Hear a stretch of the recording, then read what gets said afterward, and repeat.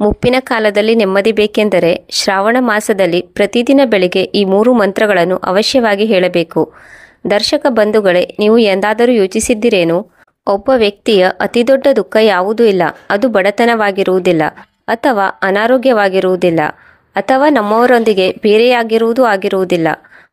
ಅತಿ ಹೆಚ್ಚು ದುಃಖ ಯಾವಾಗ ಆಗುತ್ತದೆ ಎಂದರೆ ಮುಪ್ಪಿನ ಕಾಲ ಬಂದಾಗ. ಆ ಮುಪ್ಪಿನ ಕಾಲದಲ್ಲಿ ನಿಮ್ಮ ಯೋಗಕ್ಷೇಮವನ್ನು ಕೇಳುವವರು ಕೂಡ ಇರುವುದಿಲ್ಲ. ಕೈ ನಡುಗುತ್ತಿರುವಾಗ ನಿಮ್ಮನ್ನು ಹಿಡಿದುಕೊಳ್ಳುವವರು ಕೂಡ ಇರುವುದಿಲ್ಲ. ಕಣ್ಣು ಸ್ಪಷ್ಟವಾಗಿ ಕಾಣಿಸದಿದ್ದಾಗ ದಾರಿ ತೋರಿಸುವವರು ಕೂಡ ಯಾರೂ ಇರುವುದಿಲ್ಲ. ಮನಸ್ಸು ಒಳಗಿನಿಂದ ಕೂಗಿಕೊಳ್ಳುತ್ತಿರುವಾಗ ಯಾರು ಕೇಳಿಸಿಕೊಳ್ಳುವವರು ಕೂಡ ಇರುವುದಿಲ್ಲ. ಜೀವನದ ಕೊನೆಯ ಕ್ಷಣದಲ್ಲಿ ಮನುಷ್ಯನಿಗೆ ಶಾಂತಿ ಹಾಗೂ ಗೌರವದ ಅವಶ್ಯಕತೆ ಇರುತ್ತದೆ.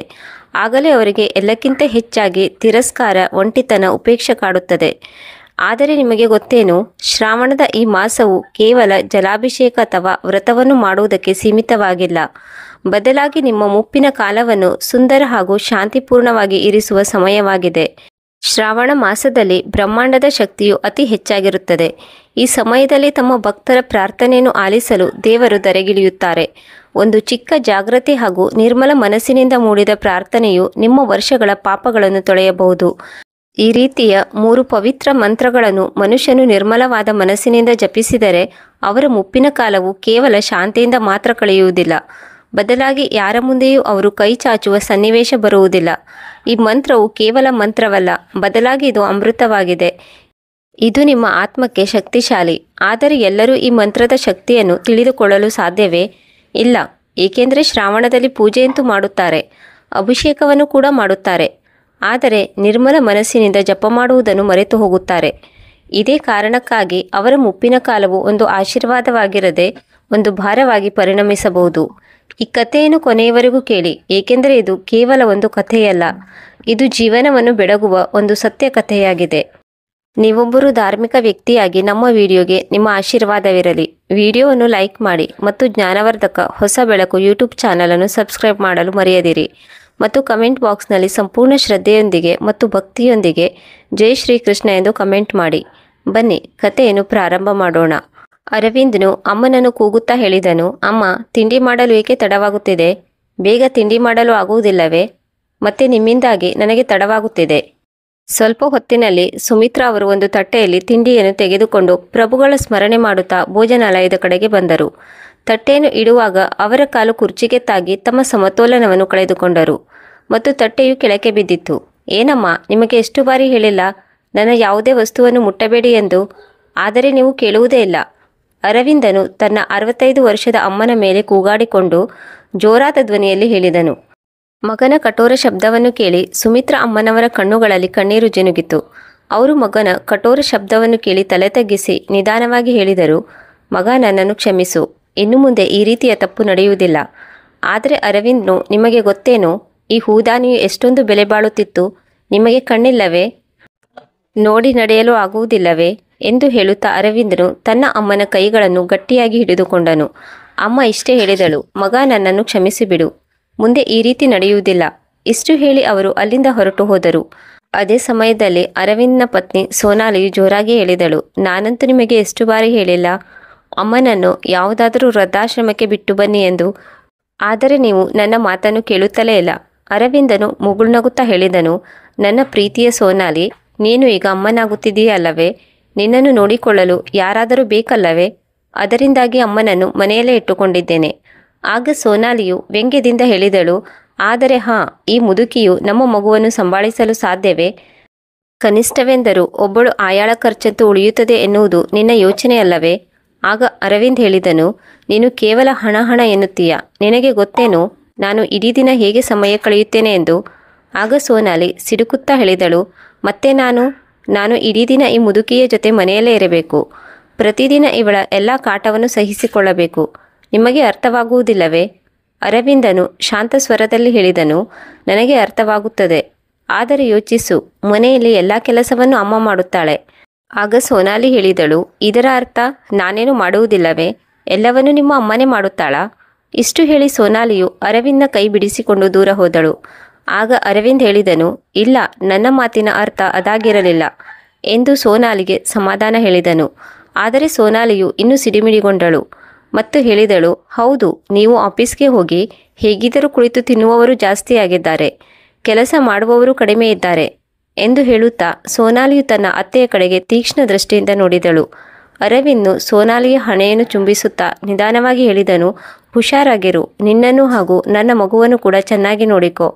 ಮತ್ತೆ ಅರವಿಂದ್ ತನ್ನ ಅಮ್ಮನ ಕಡೆಗೆ ತಿರುಗಿ ಹೇಳಿದನು, ಅಮ್ಮ, ಸೋನಾಲಿಯನ್ನು ಚೆನ್ನಾಗಿ ನೋಡಿಕೊ, ಇಲ್ಲದೇ ಹೋದರೆ ನನ್ನಷ್ಟು ಕೆಟ್ಟ ಮನುಷ್ಯ ಯಾರೂ ಇರಲು ಸಾಧ್ಯವಿಲ್ಲ.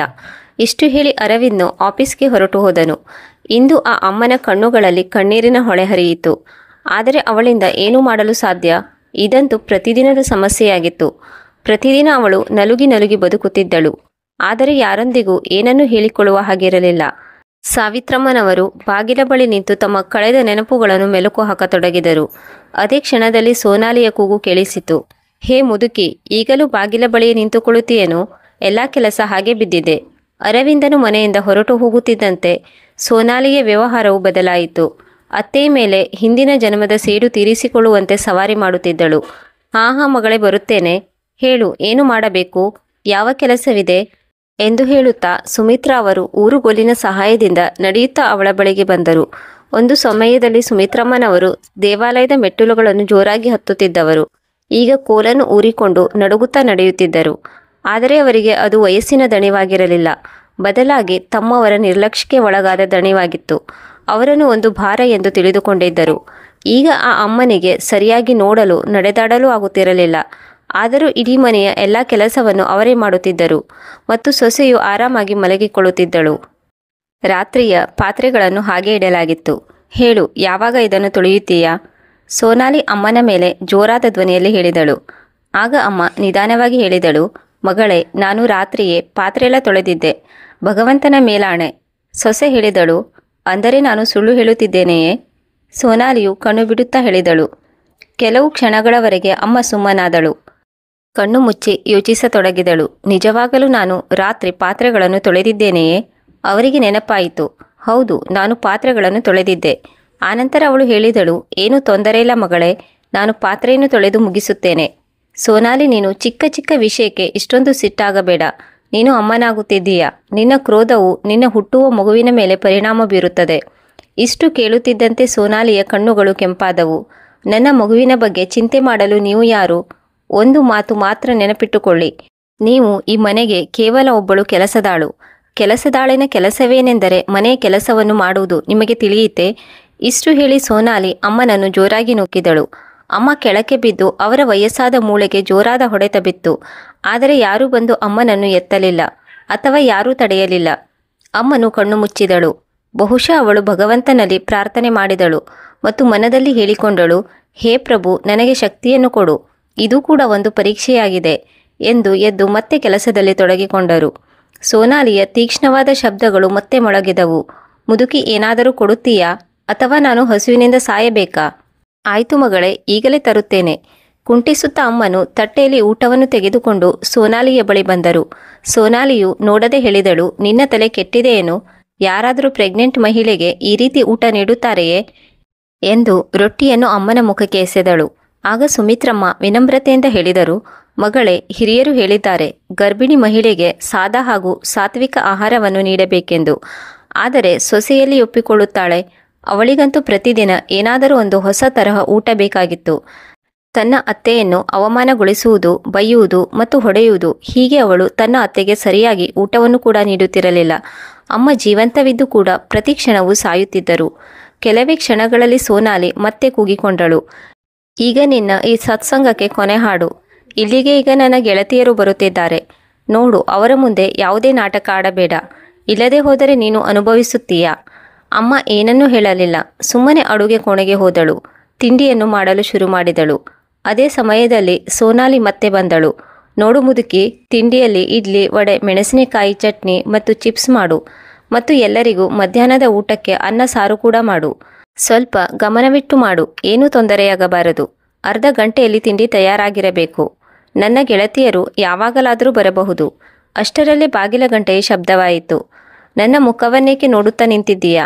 ಹೋಗಿ ಬಾಗಿಲನ್ನು ತೆರೆ. ಆಯ್ತು ಮಗಳೇ ಎನ್ನುತ್ತಾ ಬಾಗಿಲನ್ನು ತೆರೆಯಲು ಹೊರಟು ಬಂದಳು. ಬಾಗಿಲನ್ನು ತೆರೆಯುತ್ತಿದ್ದಂತೆ ಸೋನಾಲಿಯ ಗೆಳತಿ ಆರತಿ ಖುಷಿಯಿಂದ ಹೇಳಿದಳು, ಅಮ್ಮ ಹೇಗಿದ್ದೀರಿ? ಎಂದು ಅಮ್ಮನನ್ನು ಒಪ್ಪಿಕೊಂಡಳು. ಮಗಳೇ, ನಾನು ಚೆನ್ನಾಗಿದ್ದೇನೆ, ನೀನು ಹೇಗಿದ್ದೀಯಾ ಎಂದು ಅಮ್ಮ ಭಾವುಕತೆಯಿಂದ ಕಣ್ಣನ್ನು ಒದ್ದೆ ಮಾಡಿಕೊಂಡು ಉತ್ತರ ನೀಡಿದಳು. ಅಮ್ಮ, ಇಂದು ತುಂಬ ದಿನಗಳ ನಂತರ ನಿಮ್ಮ ಕೈಯಾರೆ ಮಾಡಿದ ಕೈರುಚಿಯನ್ನು ತಿನ್ನುವ ಸೌಭಾಗ್ಯ ದೊರೆಯಿತು. ಅಮ್ಮನ ಕಣ್ಣುಗಳು ತುಂಬಿ ಬಂದವು. ಅವಳು ಆರತಿಯನ್ನು ನೋಡುತ್ತಲೇ ಇದ್ದಳು.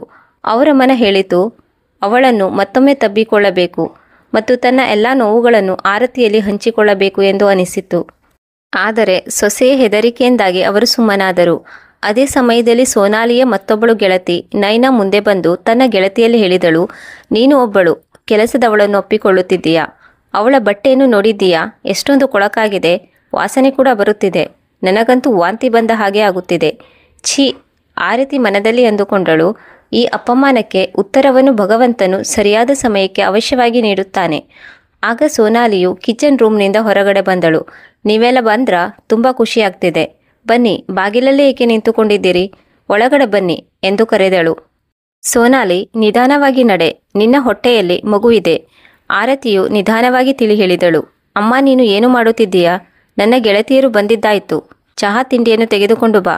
ಸೋನಾಲಿಯು ಮತ್ತೆ ಅಮ್ಮನ ಮೇಲೆ ಜೋರಾಗಿ ಕೂಗಿಕೊಂಡಳು.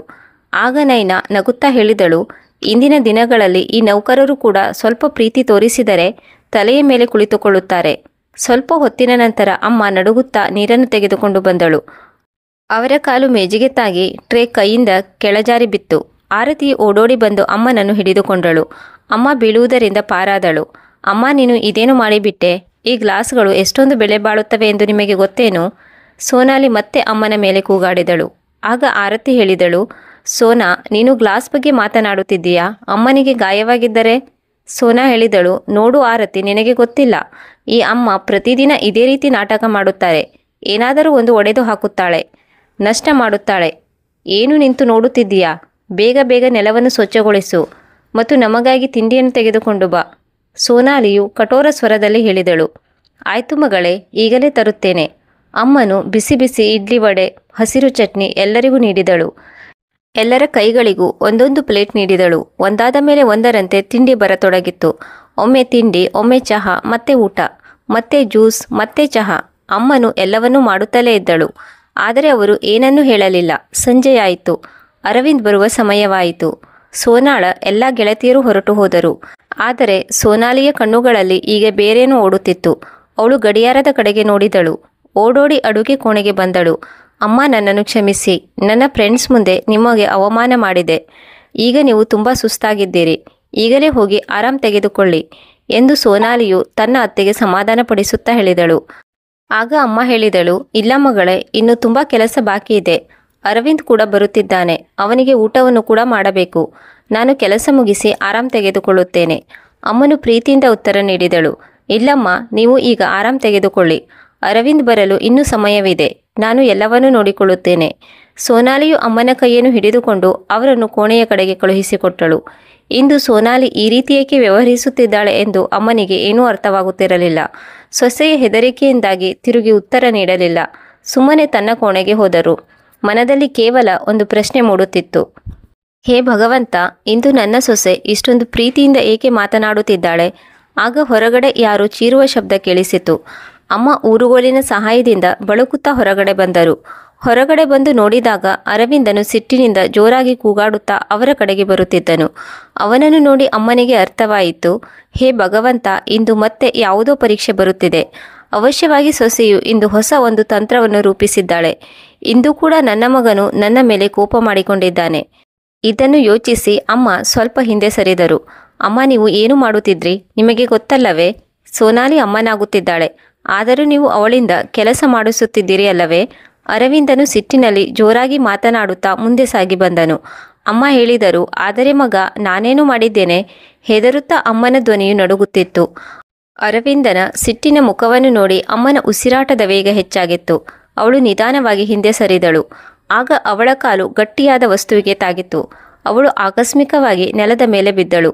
ಇದನ್ನು ನೋಡಿ ಮಗನಿಗೆ ಅಮ್ಮನ ಮೇಲೆ ದಯೆ ಆಗಲಿ, ಕಲ್ಲು ಹೃದಯ ಆಗಿರುವ ಸೊಸೆಗೆ ಅತ್ತೆಯ ಮೇಲೆ ಕರುಣೆಯಾಗಲಿ ಬರಲಿಲ್ಲ. ಅರವಿಂದನು ಮುಂದೆ ಬಂದವನೇ ಅಮ್ಮನ ಮೇಲೆ ಕೈ ಮಾಡುತ್ತಾ ಹೇಳಿದನು, ನಿಮಗೆ ಸ್ವಲ್ಪವೂ ನಾಚಿಕೆ ಇಲ್ಲವೇ? ಸೋನಾಲಿ ಗರ್ಭಿಣಿ ಎಂದು ನಿಮಗೆ ಗೊತ್ತಿಲ್ಲವೇ? ಆದರೂ ನೀವು ಅವಳಿಂದ ಕೆಲಸ ಮಾಡಿಸುತ್ತಿದ್ದೀರಲ್ಲವೇ? ನನ್ನ ಪತ್ನಿಯನ್ನು ಚೆನ್ನಾಗಿ ನೋಡಿಕೊಳ್ಳಲೆಂದೇ ನಿಮ್ಮನ್ನು ಮನೆಯಲ್ಲಿ ಇರಿಸಿಕೊಂಡಿದ್ದೇನೆ. ಅದು ಕೂಡ ನಿಮ್ಮಿಂದ ಮಾಡಲು ಸಾಧ್ಯವಾಗುತ್ತಿಲ್ಲ. ಅಮ್ಮ, ಸೋನಾಲಿಯನ್ನು ಬಿಟ್ಟು ಬಿಡಿ. ಕನಿಷ್ಠ ಪಕ್ಷ ನನ್ನ ಮಗುವಿನ ಬಗ್ಗೆ ಕಾಳಜಿ ತೋರಿಸಬೇಕಲ್ಲವೇ? ಅರವಿಂದನಿಗೆ ಅವನ ಮಾತಿನ ಮೇಲೆ ಹಿಡಿತವಿರಲಿಲ್ಲ. ಆಗ ಅಮ್ಮ ಹೇಳಿದಳು, ಮಗ, ನಾನು ಅಂತಹ ಯಾವ ಕೆಲಸವನ್ನು ಮಾಡಿದೆ? ಈ ರೀತಿಯಲ್ಲಿ ನನಗೆ ಬೈಗುಳ ನೀಡುತ್ತಿದ್ದೀಯಲ್ಲ, ನಾನೇನು ಮಾಡಿದೆ? ಅಮ್ಮ, ಸ್ವಲ್ಪವಾದರೂ ನಾಚಿಕೆ ಎನ್ನುವುದನ್ನು ಇಟ್ಟುಕೊಳ್ಳಿ. ಈಗಲಾದರೂ ಕನಿಷ್ಠ ಪಕ್ಷ ಸುಳ್ಳು ಹೇಳುವುದನ್ನು ಬಿಟ್ಟು ಬಿಡಿ. ಅಮ್ಮ ಒಂದೇ ಸಮನೆ ಅರವಿಂದನ ಕಡೆಗೆ ನೋಡತೊಡಗಿದಳು. ಬಹುಶಃ ಅವರಿಗೆ ಈಗ ಅರ್ಥವಾಗಿತ್ತು, ಇದು ಸೋನಾಲಿಯ ಕೆಲಸವಾಗಿತ್ತು ಎಂದು. ಈಗ ಸುಮ್ಮನಿರುವುದೇ ವಾಸಿ ಎಂದು ಅಂದುಕೊಂಡರು.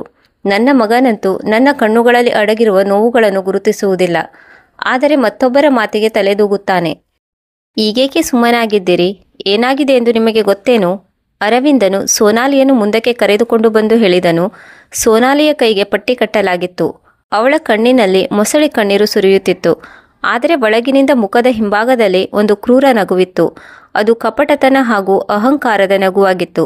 ಇಂದು ನೀವು ನನ್ನ ಇಡೀ ಗ್ಲಾಸ್ ಸೆಟ್ಟನ್ನು ಒಡೆದಿದ್ದೀರಲ್ಲವೇ? ಈಗ ಇದನ್ನು ಅನುಭವಿಸಿ ಮತ್ತು ನನ್ನ ಹೆಸರನ್ನು ಕೂಡ ನೆನಪಿಟ್ಟುಕೊಳ್ಳಿ. ನನ್ನ ಹೆಸರು ಸೋನಾಲಿ. ಈ ಸೋನಾಲಿ ಯಾರನ್ನು ಕೂಡ ಬಿಡುವುದಿಲ್ಲ. ನಾನಂತೂ ನಿರ್ಧರಿಸಿದ್ದೇನೆ. ಎಲ್ಲಿಯವರೆಗೆ ಈ ಮುದುಕಿಯನ್ನು ವೃದ್ಧಾಶ್ರಮಕ್ಕೆ ಕಳುಹಿಸುವುದಿಲ್ಲವೋ ಅಲ್ಲಿಯವರೆಗೆ ನಾನು ನೆಮ್ಮದಿಯಿಂದ ಇರುವುದಿಲ್ಲ. ಸೋನಾಲಿಯು ಮನದಲ್ಲೇ ಹೇಳಿಕೊಂಡು ನಕ್ಕಳು. ಅಮ್ಮ ನಡುಗುತ್ತಾ ಹೇಳಿದಳು, ಮಗ, ನನ್ನನ್ನು ಕ್ಷಮಿಸು. ನನ್ನ ಮೂಳೆಯಲ್ಲಿ ನೋವಿತ್ತು, ಅದರಿಂದ ನಾನು ಸ್ವಲ್ಪ ಮಲಗಿಕೊಂಡಿದ್ದೆ. ಭೇಷ್, ನೀವು ಆರಾಮ್ ತೆಗೆದುಕೊಳ್ಳಲು ಹೋದಿರಿ. ಇತ್ತ ಕಡೆ ಸೋನಾಲಿ ಕೆಲಸ ಮಾಡುತ್ತಿದ್ದಳು. ನಿಮಗೆ ಸ್ವಲ್ಪವೇ ನೋವಾಗಿತ್ತಲ್ಲವೇ? ನಿಮ್ಮ ಪ್ರಾಣವೇನೂ ಹೋಗಿರಲಿಲ್ಲವಲ್ಲ? ಅಮ್ಮ, ಒಂದು ಮಾತನ್ನು ನೆನಪಿಡಿ, ಮತ್ತೊಮ್ಮೆ ಈ ರೀತಿಯಾದರೆ ನನ್ನಷ್ಟು ಕೆಟ್ಟವರು ಯಾರೂ ಇರುವುದಿಲ್ಲ ಎನ್ನುತ್ತಾ ಅರವಿಂದನು ಸೋನಾಲಿಯ ಕೈಯನ್ನು ಹಿಡಿದುಕೊಂಡು ಹೊರಗಡೆ ಕರೆದುಕೊಂಡು ಹೋದನು. ಸೋನಾಲಿಯು ಮನದಲ್ಲಿ ನಗುತ್ತಿದ್ದಳು. ಅವಳ ಸೇಡು ಪೂರ್ಣವಾಗಿತ್ತು. ಕೇವಲ ಮೊಸಳೆ ಕಣ್ಣೀರು, ಕೈಗೆ ಕಟ್ಟಿಕೊಂಡಿದ್ದ ಸುಳ್ಳು ಪಟ್ಟಿ ಮತ್ತು ಸ್ವಲ್ಪ ಅಭಿನಯ, ಇಷ್ಟೇ. ಅಮ್ಮನ ತೇಜೋವಧೆ ಮಾಡಲು ಅವಳಿಗೆ ಇದೇ ಬೇಕಾಗಿತ್ತು. ಅರವಿಂದನು ಹಿಂದೆ ಮುಂದೆ ಯೋಚಿಸದೆ ತನ್ನ ವಯಸ್ಸಾದ ಅಮ್ಮನನ್ನು ಸುಮ್ಮನೆ ಬಯ್ಯತೊಡಗಿದನು. ಅವಳು ಜೀವನ ಪರ್ಯಂತ ಅವನನ್ನು ಪಾಲನೆ ಪೋಷಣೆ ಮಾಡಿದ್ದಳು. ಸೋನಾಲಿ, ನನ್ನಮ್ಮ ಹೇಗಿದ್ದರೂ ನೀನಂತೂ ಬುದ್ಧಿವಂತಳಲ್ಲವೇ? ನಿನಗಾದರೂ ಕೆಲಸ ಮಾಡುವ ಅವಶ್ಯಕತೆಯಾದರೂ ಏನಿತ್ತು? ಒಂದು ವೇಳೆ ಮಗುವಿಗೆ ಏನಾದರೂ ಆಗಿದ್ದರೆ ಎಂದು ಅರವಿಂದ್ ಹೇಳಿದಾಗ ಸೋನಾಲಿ ಹೇಳಿದಳು, ಹಾಗೇನೂ ಆಗುವುದಿಲ್ಲ. ಹಾಗೇನಾದರೂ ಆದರೆ ನನ್ನನ್ನು ನೋಡಿಕೊಳ್ಳಲು ಅಮ್ಮ ಇದ್ದಾಳಲ್ಲವೇ ಎಂದಾಗ ಅರವಿಂದ್ ಹೇಳಿದನು, ನನ್ನ ಮಾತನ್ನು ಗಮನವಿಟ್ಟು ಕೇಳು. ನೀನು ಕೆಲಸ ಮಾಡುವುದೇ ಬೇಡ. ಇಂದಿನಿಂದ ಅಮ್ಮ ನಿನಗೆ ಏನಾದರೂ ಕೆಲಸ ಹೇಳಿದರೆ ನೀನು ಕೆಲಸ ಮಾಡಬೇಡ. ನಾನು ಮಾಡುತ್ತೇನೆ ಅಥವಾ ಅಮ್ಮ ಮಾಡುತ್ತಾಳೆ, ಸರಿನಾ ಎಂದಾಗ ಸೋನಾಲಿ ಸರಿ ಎಂದು ಹೇಳಿದಳು. ನನಗೆ ತುಂಬ ಹಸಿವಾಗುತ್ತಿದೆ, ನನಗೆ ಊಟ ನೀಡು. ನಾನು ಕೈಕಾಲು ಮುಖ ತೊಳೆದುಕೊಂಡು ಬರುತ್ತೇನೆ. ಆದರೆ ನಿನ್ನ ಕೈಗೆ ಏನಾಗಿದೆ? ನನಗೆ ತೋರಿಸು. ಆಗ ಸೋನಾಲಿ ಹೇಳಿದಳು, ನನ್ನ ಕೈಗೆ ಪಟ್ಟಿ ಕಟ್ಟಿಕೊಂಡಿದ್ದೇನೆ. ಇಲ್ಲದೆ ಹೋದರೆ ನಾನು ನನ್ನ ಕೈಯಾರೆ ನಿನಗೆ ಊಟ ನೀಡುತ್ತಿದ್ದೆ. ಏನೂ ತೊಂದರೆ ಇಲ್ಲ. ಅಮ್ಮ ಇದ್ದಾಳಲ್ಲವೇ? ಅಮ್ಮನಿಗೆ ಊಟವನ್ನು ಬಡಿಸಲು ಹೇಳು ಎಂದಾಗ ಸೋನಾಲಿ ಹೇಳಿದಳು, ಅಮ್ಮ ಅವರಿಗೆ ಊಟವನ್ನು ನೀಡುತ್ತೀರೇನು? ಸೋನಾಲಿ ಕಪಟತನದ ಮುಗ್ಧತೆಯನ್ನು ತೋರುತ್ತಾ ಹೇಳಿದಳು. ಆಗ ಅಮ್ಮ ಹೇಳಿದರು, ಸರಿ ಮಗಳೇ, ನಾನು ಹೋಗುತ್ತೇನೆ. ಅರವಿಂದ್ ಬಾತ್ರೂಮ್ನ ಕಡೆಗೆ ಹೋದನು. ಅತ್ತ ಕಡೆ ಸೋನಾಲಿ ನಿಧಾನವಾಗಿ ಅಡುಗೆ ಕೋಣೆಗೆ ಬಂದಳು. ಮನದಲ್ಲೇ ಅವಳು ತುಂಬ ಖುಷಿಯಾದಳು. ಅವಳು ತನ್ನಷ್ಟಕ್ಕೆ ನಕ್ಕು ಖುಷಿಯಿಂದ ಬೀಗಿದಳು. ಜೋರಾಗಿ ನಗತೊಡಗಿದಳು. ಸರಿ, ಇಂದಿನ ನಾಟಕ ಮುಗಿಯಿತು. ನಾಳೆಯ ನಾಟಕವನ್ನು ಆರಂಭಿಸೋಣ. ನಾಳೆಯ ನಾಟಕಕ್ಕಾಗಿ ಬೇರೆ ಏನಾದರೂ ಯೋಚಿಸುತ್ತೇನೆ. ಈ ಮುರ್ಕಳಿಗೆ ಟೊಮೆಟೊ ಚಟ್ನಿ ಮತ್ತು ರಕ್ತದ ನಡುವೆ ವ್ಯತ್ಯಾಸವೇ ಗೊತ್ತಾಗುವುದಿಲ್ಲ. ಆದರೆ ಈ ಮುದುಕಿಯ ಮೇಲೆ ಯಾವುದೂ ಪರಿಣಾಮ ಬೀರುವುದಿಲ್ಲ. ಇವಳು ಯಾವ ನೀರು ಕುಡಿದಿದ್ದಾಳೋ. ಆದರೆ ನಾನು ಕೂಡ ಕಮ್ಮಿ ಏನಿಲ್ಲ. ಇವಳನ್ನು ಮನೆಯಿಂದ ಹೊರಹಾಕದ ಹೊರತು ನಾನು ಸುಮ್ಮನೆ ಕೂರುವವಳಲ್ಲ. ಅವಳು ಮತ್ತೆ ಜೋರಾಗಿ ಕರೆದಳು, ಏ ಮುದುಕಿ, ಊಟ ಬಡಿಸು. ನನಗೆ ತುಂಬ ಹಸಿವಾಗುತ್ತಿದೆ. ಅಮ್ಮ ಕೋಣೆಯೊಳಗೆ ನೋವಿನಿಂದ ನರಳುತ್ತಾ ಕೇಳಿಸಿಕೊಂಡಳು. ಮಗ, ನನ್ನಿಂದ ಏಳಲಾಗುತ್ತಿಲ್ಲ. ನನ್ನ ಶರೀರ ತುಂಬ ನಡುಗುತ್ತಿದೆ. ಒಳ್ಳೆಯದು, ಇಂದಿನ ನಾಟಕದಿಂದ ನಿನಗೆ ಬುದ್ಧಿ ಬಂದಿಲ್ಲ ಎಂದು ತೋರುತ್ತಿದೆ. ಇರು, ಅರವಿಂದನನ್ನು ಈಗಲೇ ಕೂಗಿ ಕರೆಯುತ್ತೇನೆ. ಅಮ್ಮನು ಹೆದರುತ್ತಾ ಹೇಳಿದಳು, ಬೇಡ ಮಗಳೇ, ಅವನನ್ನು ಕರೆಯಬೇಡ, ನಾನು ಬರುತ್ತಿದ್ದೇನೆ. ಆಗ ಸೋನಾಲಿ ಹೇಳಿದಳು, ಹಾಗಾದರೆ ಈಗಲೇ ಬಾ. ನಿನಗೆ ಗೊತ್ತಲ್ಲವೇ, ನನಗೆ ಸಿಟ್ಟು ಯಾವಾಗ ಬರುತ್ತದೆ ಎಂದು ಗೊತ್ತೇ ಆಗುವುದಿಲ್ಲ ಎಂದು ಸೋನಾಲಿ ಎಚ್ಚರಿಕೆ ನೀಡಿದಳು. ಅಮ್ಮ ನೋವಿನಿಂದ ನರಳುತ್ತಿರುವ ಶರೀರವನ್ನು ಎಳೆದುಕೊಂಡು ಹೊರಗಡೆ ಬಂದಳು. ಕೋಲಿನ ಮೂಲಕ ಅಡುಗೆ ಕೋಣೆಯವರೆಗೂ ಬಂದಳು. ಹಾಗೋ ಹೀಗೋ ಮಾಡಿ ಅನ್ನದ ಪಾತ್ರೆಯನ್ನು ಎತ್ತಿಕೊಂಡಳು. ಪಾತ್ರೆಯು ಅವಳಿಗೆ ಭಾರವಾಗಿ ಕಾಣಿಸಲಿಲ್ಲ. ಅದನ್ನು ಕೆಳಗಿಟ್ಟು ಅದರ ಮೇಲಿನ ಮುಚ್ಚಳವನ್ನು ತೆಗೆದಳು. ಪಾತ್ರೆಯು ಖಾಲಿಯಾಗಿತ್ತು. ಅವಳು ಗಾಬರಿಯಿಂದ ಬೇರೆ ಪಾತ್ರೆಗಳನ್ನು ಕೂಡ ಚೆಕ್ ಮಾಡಿದಳು. ಪಲ್ಯವಾಗಲಿ, ಸಾಂಬಾರಾಗಲಿ, ಚಪಾತಿಯಾಗಲಿ ಯಾವುದೂ ಇರಲಿಲ್ಲ. ಅಮ್ಮ ನಡುಗಿ ಹೋದಳು. ಕಣ್ಣೀರು ತುಂಬಿ ಬಂದಿತು. ಅವಳು ಕಿಟಕಿಯಿಂದ ಹೊರ ನೋಡಿದಳು. ಅವಳು ಅಲ್ಲೇ ಅಡುಗೆ ಕೋಣೆಯ ನೆಲದಲ್ಲಿ ಕುಳಿತುಕೊಂಡಳು. ಭಗವಂತನ ಹೆಸರು ಹೇಳಿ ಬಿಕ್ಕಿ ಬಿಕ್ಕಿ ಅಳತೊಡಗಿದಳು. ನನ್ನನ್ನು ಬಿಟ್ಟು ಎಲ್ಲಿಗೆ ಹೋದೆ? ನನ್ನನ್ನು ಕೂಡ ನಿನ್ನ ಜೊತೆ ಕರೆದುಕೊಂಡು ಹೋಗಬೇಕಿತ್ತು. ನಿನಗೆ ನನ್ನ ಈ ಪರಿಸ್ಥಿತಿ ಕಣ್ಣಿಗೆ ಕಾಣಿಸುವುದಿಲ್ಲವೇ? ನಾನು ಇನ್ನು ಮುಂದೆ ಬದುಕಲು ಸಾಧ್ಯವಿಲ್ಲ. ಅಮ್ಮ ತನ್ನ ಸ್ವರ್ಗೀಯ ಪತಿಯನ್ನು ನೆನಪು ಮಾಡಿಕೊಳ್ಳುತ್ತಾ ಹೇಳಿದಳು. ಮತ್ತೊಂದು ಕಡೆ ಹೊರಗಿನಿಂದ ಅರವಿಂದನ ಶಬ್ದ ಕೇಳಿತು. ಅಮ್ಮ, ಊಟ ತರಲು ಏಕೆ ತಡವಾಗುತ್ತಿದೆ? ಒಂದು ವೇಳೆ ಊಟ ನೀಡಲು ಮನಸ್ಸಿಲ್ಲದಿದ್ದರೆ ಸ್ಪಷ್ಟವಾಗಿ ಹೇಳಿಬಿಡು. ಎಂದಿಗೂ ನಿಮ್ಮ ಬಳಿ ಊಟವನ್ನು ಕೇಳುವುದಿಲ್ಲ. ಆಗ ಸೋನಾಲಿ ಹೇಳಿದಳು, ಹೋಗು, ಏನು ಮಾಡುತ್ತಿದ್ದಾಳೆ ಎಂದು ನೋಡಿಕೊಂಡು ಬನ್ನಿ. ಆದರೆ ಸೋನಾಲಿಯೇ ಅಡುಗೆ ಕೋಣೆಗೆ ಬಂದಳು. ಅಡುಗೆ ಕೋಣೆಗೆ ಬಂದು ಅಮ್ಮ ಅಳುತ್ತಿರುವುದನ್ನು ನೋಡಿದಳು. ಏನೇ ಮುದುಕಿ, ಏಕೆ ಮತ್ತೆ ಅಳುವ ನಾಟಕ ಮಾಡುತ್ತಿದ್ದೀಯೇನು? ನಡೆ, ಹೊರಗೆ ಹೋಗಿ ಹೇಳು, ಅಡುಗೆ ಮಾಡಿಲ್ಲ, ಊಟಕ್ಕೆ ತಿನ್ನಲು ಏನೂ ಇಲ್ಲ ಎಂದು. ಹೀಗೆ ಹೇಳುತ್ತಾ ಅಮ್ಮನ ಕೂದಲನ್ನು ಹಿಡಿದು ಎಳೆದಳು. ನೋಡು ಮುದುಕಿ, ಎಲ್ಲವನ್ನು ಸರಿಯಾಗಿ ಹೇಳು. ಮನೆಯಲ್ಲಿ ತಿನ್ನಲು ಏನೂ ಇಲ್ಲ ಎಂದು. ನಾನು ಇವತ್ತು ಹೊರಗಡೆ ಹೋಗಿ ತಿನ್ನಬೇಕು. ಆಗ ಅಮ್ಮ ನಡುಗುತ್ತಾ ಹೇಳಿದಳು, ಮಗಳೇ, ಇಂಥ ಪರಿಸ್ಥಿತಿಯಲ್ಲಿ ಹೊರಗಡೆಯ ಊಟ ಸರಿ ಹೋಗುವುದಿಲ್ಲ. ನಾನು ನಿನ್ನಲ್ಲಿ ಸಲಹೆ ಕೇಳಿಲ್ಲ. ಸೋನಾಲಿ ಗುಡುಗುತ್ತಾ ಹೇಳಿದಳು, ಹೇಳು, ನೀನೆಂದಿಗೂ ಸುಧಾರಿಸುವುದಿಲ್ಲವೇ? ಪ್ರತಿ ಬಾರಿ ಕುಂಟು ನೆಪ, ಪ್ರತಿ ಬಾರಿ ನಾಟಕ. ಆಗ ಅಮ್ಮ ಹೇಳಿದಳು, ಮಗಳೇ, ಆದರೆ ಅವಳ ಶಬ್ದಗಳು ನಿಂತವು. ಆಗ ಸೋನಾಲಿ ಹೇಳಿದಳು, ಬಾಯಿ ಮುಚ್ಚು ಮುದುಕಿ, ನಿನ್ನ ಸಲಹೆಯನ್ನು ನಿನ್ನ ಬಳಿಯೇ ಇಟ್ಟುಕೋ. ಎಷ್ಟು ಹೇಳಿದ್ದೇನೋ ಅಷ್ಟು ಮಾಡು. ಈಗಲೇ ಅರವಿಂದನ ಬಳಿಗೆ ಹೋಗು. ಅಮ್ಮನು ಅಡುಗೆ ಕೋಣೆಯ ಗೋಡೆಯನ್ನು ಹಿಡಿದುಕೊಂಡು ನಿಧಾನವಾಗಿ ಹೊರಗೆ ಬಂದಳು. ಅಮ್ಮನು ತನ್ನ ನಡುಗುವ ಕಾಲುಗಳನ್ನು ಸಂಭಾಳಿಸುತ್ತಾ ನಿಧಾನವಾಗಿ ಅರವಿಂದನ ಬಳಿಗೆ ಬಂದಳು ಮತ್ತು ನಡುಗುವ ಸ್ವರದಲ್ಲಿ ಹೇಳಿದಳು, ಮಗ, ಮನೆಯಲ್ಲಿ ತಿನ್ನಲು ಏನೂ ಇಲ್ಲ, ಅಡುಗೆ ಮಾಡಲು ಕೂಡ ಏನೂ ಉಳಿದಿಲ್ಲ. ಆಗ ಅರವಿಂದ್ ಕೇಳಿದನು, ಇದರರ್ಥ ನೀವು ಅಡುಗೆ ಮಾಡಿರಲಿಲ್ಲವೇ? ಅರವಿಂದ್ ಏರಿದ ಧ್ವನಿಯಲ್ಲಿ ಕೇಳಿದನು, ಇಲ್ಲ ಮಗ, ಅದು ನಾನು ಅಷ್ಟೇ. ಅಮ್ಮ ಹೆದರುತ್ತಾ ಉತ್ತರ ನೀಡಿದಳು. ಅಮ್ಮ, ಇದು ಹದ್ದು ಮೀರಿ ಹೋಯಿತು. ಅರವಿಂದ್ ಸಿಟ್ಟಿನಲ್ಲಿ ಹೇಳಿದನು, ನಿನಗೆ ಗೊತ್ತಿಲ್ಲವೇ? ಸೋನಾಲಿ ಪ್ರೆಗ್ನೆಂಟ್ ಆಗಿದ್ದಾಳೆ. ಅವಳಿಗೆ ಸರಿಯಾದ ಸಮಯಕ್ಕೆ ಊಟ ಬೇಕು. ಬಿಡು, ಈಗ ನಿನಗೆ ಹೇಳಿ ಏನೂ ಪ್ರಯೋಜನವಿಲ್ಲ. ಇಷ್ಟು ಹೇಳಿ ಅರವಿಂದನು ಸೋನಾಲಿಯನ್ನು ಕರೆದುಕೊಂಡು ಮನೆಯಿಂದ ಹೊರಗಡೆ ಬಂದನು. ಇಬ್ಬರು ಒಂದು ಹೋಟೆಲ್ಗೆ ಹೋದರು. ತೃಪ್ತರಾಗಿ ಸ್ವಾದಿಷ್ಟ ಭೋಜನವನ್ನು ಮಾಡಿದರು. ಸೋನಾಲಿಯು ಮನದಲ್ಲೇ ತುಂಬ ಖುಷಿಯಾದಳು. ಅಮ್ಮನು ಆ ಮಗನನ್ನು ತನ್ನ ಮಡಿಲಲ್ಲಿ ಕುಳಿಸಿಕೊಂಡು ಒಂದೊಂದು ತುತ್ತನ್ನು ನೀಡಿ ಅವನನ್ನು ದೊಡ್ಡವನನ್ನಾಗಿ ಮಾಡಿದಳು. ಅದೇ ಮಗನು ಇಂದು ಪತ್ನಿಯ ಪ್ರೀತಿಯ ಜಾಲದಲ್ಲಿ ಸಿಲುಕಿ ಅಮ್ಮನ ಮಮತೆಯನ್ನು ಮರೆತು ಹೋಗಿದ್ದಾನೆ. ಅರವಿಂದನು ಊಟ ಮಾಡಿ ಹೇಳಿದನು, ಅರೆ, ಮನೆಯಲ್ಲಂತೂ ಏನೂ ಇಲ್ಲ. ಅಮ್ಮನಿಗೆ ಊಟವನ್ನು ಪ್ಯಾಕ್ ಮಾಡಿಸಿಕೊಳ್ಳೋಣ. ಆಗ ಸೋನಾಲಿ ಅಚ್ಚರಿಗೊಂಡು ಹೇಳಿದಳು, ನಿನಗೇನು ಹುಚ್ಚು ಹಿಡಿದಿದೆಯೇ? ಅಮ್ಮ ಈ ಊಟವನ್ನು ಮಾಡುತ್ತಾಳೆಯೇ? ಆಗ ಅರವಿಂದ್ ಕೇಳಿದನು, ಆದರೆ ಮನೆಯಲ್ಲಿ ಬೇರೆ ಏನೂ ಇಲ್ಲವಲ್ಲ? ಇದಕ್ಕೆ ಸೋನಾಲಿ ತಕ್ಷಣ ಹೇಳಿದಳು, ನಿಮ್ಮ ತಲೆ ಸರಿಯಿದೆಯೇ? ಅಮ್ಮ ಈ ವಯಸ್ಸಿನಲ್ಲಿ ಈ ಎಣ್ಣೆಯ ಊಟವನ್ನು ಮಾಡಿದರೆ ಅವರ ಆರೋಗ್ಯ ಹಾಳಾಗುತ್ತದೆ. ಆಗ ಅರವಿಂದ್ ಹೇಳಿದನು, ಆಯಿತು ಮಾರಾಯ್ತಿ, ನಿನ್ನ ಮಾತಿಗೆ ಯಾರು ಎದುರುತ್ತರ ಕೊಡುತ್ತಾರೆ? ಆಯಿತು, ನೀನು ಹೇಳಿದಂತೆ ಆಗಲಿ. ಅಮ್ಮ, ನನ್ನನ್ನು ಕ್ಷಮಿಸಿಬಿಡು. ನಿಮಗಾಗಿ ಊಟವನ್ನು ತರುವುದಿಲ್ಲ. ಸರಿ, ಮನೆಗೆ ಹೋಗೋಣ ನಡೆ. ಅರವಿಂದನು ಮನೆಯ ಬಾಗಿಲ ಬಳಿ ಬಂದು ಬೆಲ್ ಬಾರಿಸಿದನು. ಬಾಗಿಲು ತೆರೆಯಲಿಲ್ಲ. ಅವನು 2-3 ಬಾರಿ ಮತ್ತೆ ಪ್ರಯತ್ನಿಸಿದನು. ಆದರೂ ಬಾಗಿಲು ತೆರೆಯಲಿಲ್ಲ. ಆನಂತರ ಚಾವಿಯಿಂದ ಬಾಗಿಲನ್ನು ತೆರೆದನು. ಮನೆಯೊಳಗೆ ಬಂದಾಗ ಅಮ್ಮ ಎಲ್ಲಿಯೂ ಕಾಣಿಸುವುದಿಲ್ಲ. ಅರವಿಂದ್ ಇದನ್ನು ಲಕ್ಷ್ಯಕ್ಕೆ ತೆಗೆದುಕೊಳ್ಳುವುದಿಲ್ಲ. ಸೀದಾ ತನ್ನ ಕೋಣೆಗೆ ಬಂದು ಮಲಗಿದನು. ಇತ್ತ ಕಡೆ ಅಮ್ಮ ಕೋಣೆಯಲ್ಲಿ ಅರ್ಧ ನಿದ್ದೆಯಲ್ಲಿ ಎದ್ದಳು. ಮನಸ್ಸಿನಲ್ಲಿಯೇ ಹೇಳಿಕೊಂಡಳು, ಹೇ ಭಗವಂತ, ನನ್ನ ಮಗ ಸೊಸೆ ಇನ್ನೂ ಮನೆಗೆ ಮರಳಿ ಬರಲಿಲ್ಲ. ಅವರು ಎಲ್ಲಿದ್ದರೂ ಅವರನ್ನು ರಕ್ಷಿಸು. ಅವರು ಸುರಕ್ಷಿತವಾಗಿ ಮನೆಗೆ ಮರಳಿ ಬರಲಿ. ಅಮ್ಮ ಹೊರಗಡೆ ಬಂದರು. ಬಾಗಿಲು ತೆರೆದಿರುವುದನ್ನು ನೋಡಿ ಹೆದರಿ ಹೋದರು. ಯೋಚಿಸಿದರು, ಯಾರಾದರೂ ಕಳ್ಳರು ಬಂದಿರಬಹುದೇ? ನಿಧಾನವಾಗಿ ಮುಂದೆ ಬಂದರು. ಅರವಿಂದ್ ಹಾಗೂ ಸೋನಾಲಿ ಇಬ್ಬರು ತಮ್ಮ ಕೋಣೆಯಲ್ಲಿ ಇರುವುದನ್ನು ನೋಡಿದರು. ಅಮ್ಮನ ಮನಸ್ಸಿಗೆ ಸಮಾಧಾನವಾಯಿತು. ತನ್ನ ಮಗ ಸೊಸೆ ಇಬ್ಬರು ಯಾವುದೇ ತೊಂದರೆ ಇಲ್ಲದೆ ಮನೆಗೆ ಮರಳಿದ್ದಾರೆ. ಆದರೆ ಮನಸ್ಸಿಗೆ ಚುಚ್ಚಿದಂತಾಯಿತು. ಮಗ ಮನೆಗೆ ಬಂದರೂ ಅಮ್ಮನನ್ನು ಮಾತನಾಡಿಸಲು ಕೂಡ ಬರಲಿಲ್ಲ. ಅಮ್ಮ ಊಟ ಮಾಡಿದ್ದಾಳೆಯೇ ಇಲ್ಲವೇ ಎನ್ನುವುದನ್ನು ಕೂಡ ಕೇಳಲಿಲ್ಲ. ಅವಳ ಕಣ್ಣು ತುಂಬಿ ಬಂದಿತು. ಆದರೆ ಅವಳು ತನ್ನ ದುಃಖವನ್ನು ನುಂಗಿಕೊಂಡು ಹಾಸಿಗೆಯ ಮೇಲೆ ಬಂದು ಮಲಗಿಕೊಂಡಳು.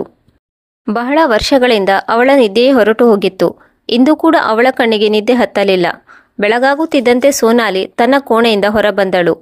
ಆಕಳಿಸುತ್ತಾ ಹೇಳಿದಳು, ಅರೆ, ಇಂದು ಈ ಮುದುಕಿ ಎಲ್ಲಿಗೆ ಹೋಗಿದ್ದಾಳೆ? ಕಣ್ಣಿಗೆ ಕಾಣಿಸುತ್ತಿಲ್ಲವಲ್ಲ. ಅಡುಗೆ ಕೋಣೆಯಲ್ಲೂ ಇಲ್ಲ. ಎಲ್ಲಿಗೆ ಹೋದಳು? ಆಯಿತು, ಅವಳ ಕೋಣೆಗೆ ಹೋಗಿ ನೋಡುತ್ತೇನೆ. ಅಮ್ಮನ ಕೋಣೆಯ ಬಾಗಿಲನ್ನು ತೆರೆದು ಹೇಳಿದಳು, ಅಬ್ಬಾ ಮುದುಕಿ ಇನ್ನೂ ಮಲಗಿಕೊಂಡೇ ಇದ್ದಾಳೆ. ಅವಳು ವ್ಯಂಗ್ಯದಿಂದ ಗೊಣಗಿಕೊಂಡಳು. ಹೋಗು ಸೋನಾಲಿ, ಈಗ ನೀನು ಯಾರು ಎಂದು ತೋರಿಸು. ಅವಳು ಬಾತ್ರೂಮ್ಗೆ ಹೋಗಿ ಬಟ್ಟೆಗಳ ಗಂಟನ್ನು ತೆಗೆದುಕೊಂಡು ಬಟ್ಟೆ ತೊಳೆಯಲು ಕುಳಿತುಕೊಂಡಳು. ಅರವಿಂದ್ ಹೊರಗಡೆ ಬರುತ್ತಿದ್ದಂತೆ ಬೇಕಂತಲೇ ಕೆಳಗೆ ಬೀಳುವ ನಾಟಕವಾಡಿದಳು. ಜೋರಾಗಿ ಕೂಗಲು ಶುರು ಮಾಡಿದಳು. ಅರವಿಂದ್ ಗಾಬರಿಯಾದನು. ಸೋನಾಲಿ, ನೀನು ಬಟ್ಟೆ ತೊಳೆಯುತ್ತಿದ್ದೀಯಾ? ಅಮ್ಮ ಎಲ್ಲಿದ್ದಾಳೆ? ನೋಡು ಅರವಿಂದ್, ಅವರಿಗೆ ಏನು ಹೇಳಬೇಡ. ಅವರು ಏನು ಮಾಡಿಲ್ಲ, ಅವರಿಗೆ ಏನು ಹೇಳಬೇಡ ಎಂದು ಸೋನಾಲಿ ನಾಟಕವಾಡುತ್ತಾ ಹೇಳಿದಳು. ನೀನು ಕೇವಲ ಅಮ್ಮ ಎಲ್ಲಿದ್ದಾಳೆ ಹೇಳು. ಅವಳು ಮಲಗಿದ್ದಾಳೆ. ಇಷ್ಟು ಹೊತ್ತಿನವರೆಗೆ ಮಲಗುತ್ತಿದ್ದಾಳೆಯೇ? ಆದರೆ ಏನಾಯಿತು ಅರವಿಂದ್? ಅವಳಿಗೆ ವಯಸ್ಸಾಯಿತಲ್ಲವೇ? ಮಲಗಲಿ ಬಿಡಿ. ಪಾಪ, ನಾನಂತೂ ಈ ಮನೆಯ ಕೆಲಸದಾಳು ಆಗಿದ್ದೇನೆ. ಎಲ್ಲವನ್ನೂ ನಿಧಾನವಾಗಿ ಮಾಡಿಕೊಳ್ಳುತ್ತೇನೆ. ಇಲ್ಲ ಸೋನಾಲಿ, ನೀನೆಂತಹ ಮಾತನಾಡುತ್ತಿದ್ದೀಯಾ? ನೀನಂತೂ ನನ್ನ ಜೀವವಾಗಿದ್ದೀಯಾ. ಒಂದು ಕೆಲಸ ಮಾಡೋಣ, ನೀನು ಕುಳಿತುಕೋ. ನಾನು ಈಗಲೇ ಅಮ್ಮನನ್ನು ಕರೆದುಕೊಂಡು ಬರುತ್ತೇನೆ. ಸರಿ, ನೀವು ಹೇಗೆ ಹೇಳುತ್ತೀರೋ ಹಾಗೇ ಆಗಲಿ ಎಂದು ಸೋನಾಲಿ ತಲೆ ಆಡಿಸುತ್ತಾ ಹೇಳಿದಳು. ಅರವಿಂದನು ಅಮ್ಮನ ಕೋಣೆಗೆ ಹೋದನು. ಅಮ್ಮ ಮಲಗಿರುವುದನ್ನು ನೋಡಿ ಸಿಟ್ಟಿನಲ್ಲಿ ಹೇಳಿದನು, ಅಮ್ಮ, ನೀವು ಇಲ್ಲಿಯವರೆಗೆ ಮಲಗಿದ್ದೀರಾ? ಅಮ್ಮನು ಅರವಿಂದನ ಧ್ವನಿಯನ್ನು ಕೇಳಿ ಅಚ್ಚರಿಗೊಂಡರು. ಬಡಬಡಿಸುತ್ತಾ ಎದ್ದು ನಿಂತಳು ಮತ್ತು ಹೇಳಿದಳು, ಮಗ, ರಾತ್ರಿ ತುಂಬ ಹೊತ್ತಿನವರೆಗೆ ನನಗೆ ನಿದ್ದೆ ಬರಲಿಲ್ಲ. ತಡರಾತ್ರಿಯವರೆಗೆ ಎಲ್ಲಿ ಎಚ್ಚರವಿದ್ರಿ? ನಾವು ಬಂದಾಗಲೂ ನೀವು ಮಲಗಿದ್ರಿ. ಮಗ, ಹಸಿದ ಹೊಟ್ಟೆಯಲ್ಲಿ ನಿದ್ದೆ ಬರುವುದಿಲ್ಲ. ಹಸಿದ ಹೊಟ್ಟೆ ಎಂದರೆ? ಏನಿಲ್ಲ ಬಿಡು. ಅಮ್ಮ, ನಿಮಗೆ ಗೊತ್ತೇನು? ಸೋನಾಲಿ ಬಟ್ಟೆ ತೊಳೆಯುತ್ತಾ ಬಾತ್ರೂಮ್ನಲ್ಲಿ ತಲೆ ಸುತ್ತು ಬಿದ್ದಿದ್ದಾಳೆ. ನಾನು ಹೋಗಿ ಅವಳನ್ನು ನೋಡುತ್ತೇನೆ. ಮತ್ತೆ ನೀವು ತಿಂಡಿಯನ್ನು ತಯಾರು ಮಾಡಿ, ಆನಂತರ ಬಟ್ಟೆಯನ್ನು ತೊಳೆದು ಬಿಡಿ. ಸೋನಾಲಿ ಏನು ಮಾಡುವುದಿಲ್ಲ, ಅರ್ಥವಾಯಿತೆ? ಆಯಿತು ಮಗ, ನೀನು ಹೋಗು. ನಾನು ಕೇವಲ ಅರ್ಧ ಗಂಟೆಯಲ್ಲಿ ತಿಂಡಿ ಮಾಡಿಕೊಂಡು ಬರುತ್ತೇನೆ. ಬಟ್ಟೆಯನ್ನು ಕೂಡ ತೊಳೆಯುತ್ತೇನೆ. ಸರಿ ಅಮ್ಮ ಎಂದು ಅರವಿಂದ್ ಕೋಣೆಯಿಂದ ಹೊರಗೆ ಹೊರಟನು. ಪಾಪ ಅಮ್ಮ ಬೇಗ ಬೇಗ ತಿಂಡಿ ತಯಾರು ಮಾಡಲು ಶುರು ಮಾಡಿದಳು. ಆನಂತರ ಅವಳಿಗೆ ನೆನಪಾಯಿತು, ನಿನ್ನೆ ರಾತ್ರಿ ಅಡುಗೆ ಮಾಡಲು ಏನೂ ಉಳಿದಿರಲಿಲ್ಲ. ಆನಂತರ ಭಗವಂತನ ಹೆಸರನ್ನು ಹೇಳಿ ಫ್ರಿಜ್ ಓಪನ್ ಮಾಡಿದಳು. ನೋಡಿದಾಗ ನಿನ್ನೆ ತಂದ ಹಸಿರು ತರಕಾರಿಗಳೆಲ್ಲ ಫ್ರಿಜ್ನಲ್ಲಿ ಹಾಗೆ ಉಳಿದಿದ್ದವು. ಹಿಟ್ಟಿನ ಡಬ್ಬ ಕೂಡ ತುಂಬಿತ್ತು. ಅಮ್ಮ ಆಶ್ಚರ್ಯಚಕಿತಳಾದಳು. ನಿನ್ನೆ ಎಲ್ಲವೂ ಖಾಲಿಯಾಗಿತ್ತು, ಇಂದು ಹೇಗೆ ಎಲ್ಲವೂ ತುಂಬಿ ಹೋದವು? ಆಗ ಅಮ್ಮನಿಗೆ ಅರ್ಥವಾಯಿತು, ಇದೆಲ್ಲ ಸೋನಾಲಿಯ ಕರಾಮತ್ತಾಗಿದೆ. ಆದರೆ ಅಮ್ಮ ಏನನ್ನೂ ಹೇಳುವುದಿಲ್ಲ. ಭಗವಂತನಲ್ಲಿ ಪ್ರಾರ್ಥಿಸಿದಳು, ಭಗವಂತ ನನಗೆ ಎಲ್ಲವನ್ನೂ ಸಹಿಸಿಕೊಳ್ಳುವ ಶಕ್ತಿ ನೀಡು. ದಿನ ಕಳೆದಂತೆ ಸೋನಾಲಿಯ ಅತ್ಯಾಚಾರ ಹೆಚ್ಚುತ್ತಾ ಸಾಗಿತ್ತು. ಪ್ರತಿದಿನ ಯಾವುದಾದರೂ ಹೊಸ ಸುಳ್ಳು, ಹೊಸ ನಾಟಕ, ಹೊಸ ನೆಪ ಇರುತ್ತಿತ್ತು. ಅಮ್ಮ ಎಲ್ಲವನ್ನೂ ಸಹಿಸಿಕೊಳ್ಳುತ್ತಿದ್ದಳು. ಸಮಯ ಕಳೆಯುತ್ತಾ ಸಾಗಿತ್ತು. ಅಮ್ಮನ ಆರೋಗ್ಯವೂ ಕೂಡ ಹದಗೆಡತೊಡಗಿತು. ಸೋನಾಲಿಗೂ ಕೂಡ 9 ತಿಂಗಳು ನಡೆಯುತ್ತಿತ್ತು. ಒಂದು ದಿನ ಸೋನಾಲಿ ಬೇಗ ಬೇಗ ಮೆಟ್ಟಿಲುಗಳನ್ನು ಇಳಿಯುತ್ತಿದ್ದಳು. ಆಗ ಅಮ್ಮ ಹೇಳಿದಳು, ನಿಧಾನವಾಗಿ ಇಳಿ, ನಿನ್ನ ಮಗುವಿಗೆ ಏನಾದರೂ ಆಗಬಹುದು. ಇದನ್ನು ಕೇಳಿ ಸೋನಾಲಿ ಸಿಟ್ಟಾದಳು. ಏ ಮುದುಕಿ, ನಿನ್ನ ಬಾಯಿಂದ ಒಳ್ಳೆಯ ಮಾತುಗಳು ಬರುವುದೇ ಇಲ್ಲವೇ? ನೀನು ನನ್ನ ಮಗುವಿನ ಬಗ್ಗೆ ಕೆಟ್ಟದನ್ನು ಮಾತನಾಡಬೇಡ. ಮಗಳೇ, ನಾನಂತೂ ಹೀಗೆ ಏನಿಲ್ಲ ಬಿಡು. ಸರಿ ಸರಿ, ಬೇಗ ನನ್ನ ಕೋಣೆಗೆ ಚಹಾ ತೆಗೆದುಕೊಂಡು ಬಾ. ಇಷ್ಟು ಹೇಳಿ ಸೋನಾಲಿ ತನ್ನ ಕೋಣೆಗೆ ಹೊರಟು ಹೋದಳು. ಈಗ ಅಮ್ಮ ಅಡುಗೆ ಕೋಣೆಗೆ ಹೋಗಿ ಚಹಾ ಮಾಡತೊಡಗಿದಳು. ಸೋನಾಲಿ ಮತ್ತೆ ಕೂಗಾಡಲು ಶುರು ಮಾಡಿದಳು. ಮುದುಕಿ ಬರಲು ಎಷ್ಟೊತ್ತು? ಅಮ್ಮ ಹೆದರುತ್ತಾ ಬೇಗ ಬೇಗ ಸೋನಾಲಿಯ ಕಡೆಗೆ ಹೊರಟು ಬಂದಳು. ಸೋನಾಲಿ ದುಃಖದಿಂದ ಚೀರುತ್ತಿರುವುದನ್ನು ನೋಡಿದಳು. ಅಮ್ಮ ಓಡೋಡಿ ಅವಳ ಬಳಿಗೆ ಬಂದಳು ಮತ್ತು ಅಪ್ಪಿಕೊಂಡಳು. ಅವಳ ಕೂದಲನ್ನು ನೇವರಿಸುತ್ತಾ ಹೇಳಿದಳು, ಮಗಳೇ, ಎಲ್ಲವೂ ಸರಿಯಾಗುತ್ತದೆ. ನೀನು ಶಾಂತಳಾಗು. ಏನಾದರೂ ತಿಂಡಿ ತಿನ್ನು ಮತ್ತು ವಿಶ್ರಾಂತಿ ತೆಗೆದುಕೋ. ಅಮ್ಮನ ಮನಸ್ಸು ಅಮ್ಮನ ಹಾಗೆ ಇರುತ್ತದೆ. ಮಕ್ಕಳು ಏನೇ ತಪ್ಪು ಮಾಡಿದರೂ ಅಮ್ಮ ಸಹಿಸಿಕೊಳ್ಳುತ್ತಾಳೆ. ತನ್ನ ಮಕ್ಕಳು ನೋವಿನಿಂದ ನರಳುತ್ತಿರುವುದನ್ನು ಅವಳಿಂದ ನೋಡಲು ಸಾಧ್ಯವಿಲ್ಲ. ಅಮ್ಮ ಅಮ್ಮನೇ ಆಗಿರುತ್ತಾಳೆ. ಸೋನಾಲಿ ತನ್ನ ಅತ್ತೆಯನ್ನು ಒಪ್ಪಿಕೊಂಡು ಜೋರಾಗಿ ಎತ್ತಳು. ಇಂದು ಮೊದಲ ಬಾರಿಗೆ ಅವಳು ಅಮ್ಮನನ್ನು ಒಪ್ಪಿಕೊಂಡಿದ್ದಳು. ಅವಳನ್ನು ಪ್ರೀತಿಯಿಂದ ಅಮ್ಮ ಎಂದು ಕರೆದಿದ್ದಳು. ಅಮ್ಮ, ಬಹುಶಃ ನನ್ನ ಕೋಣೆಗೆ ಯಾರೋ ಬಂದಿದ್ದರು. ಸೋನಾಲಿ ಹೆದರಿಕೆಯಿಂದ ಅಪ್ಪಿಕೊಂಡಳು.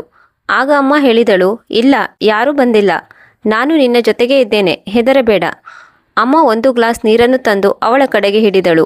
ಸೋನಾಲಿಯು ಆ ಗ್ಲಾಸನ್ನು ಗಟ್ಟಿಯಾಗಿ ಹಿಡಿದುಕೊಂಡಳು. ಒಂದೇ ಗುಟುಕಿನಲ್ಲಿ ಎಲ್ಲ ನೀರನ್ನು ಕುಡಿದಳು.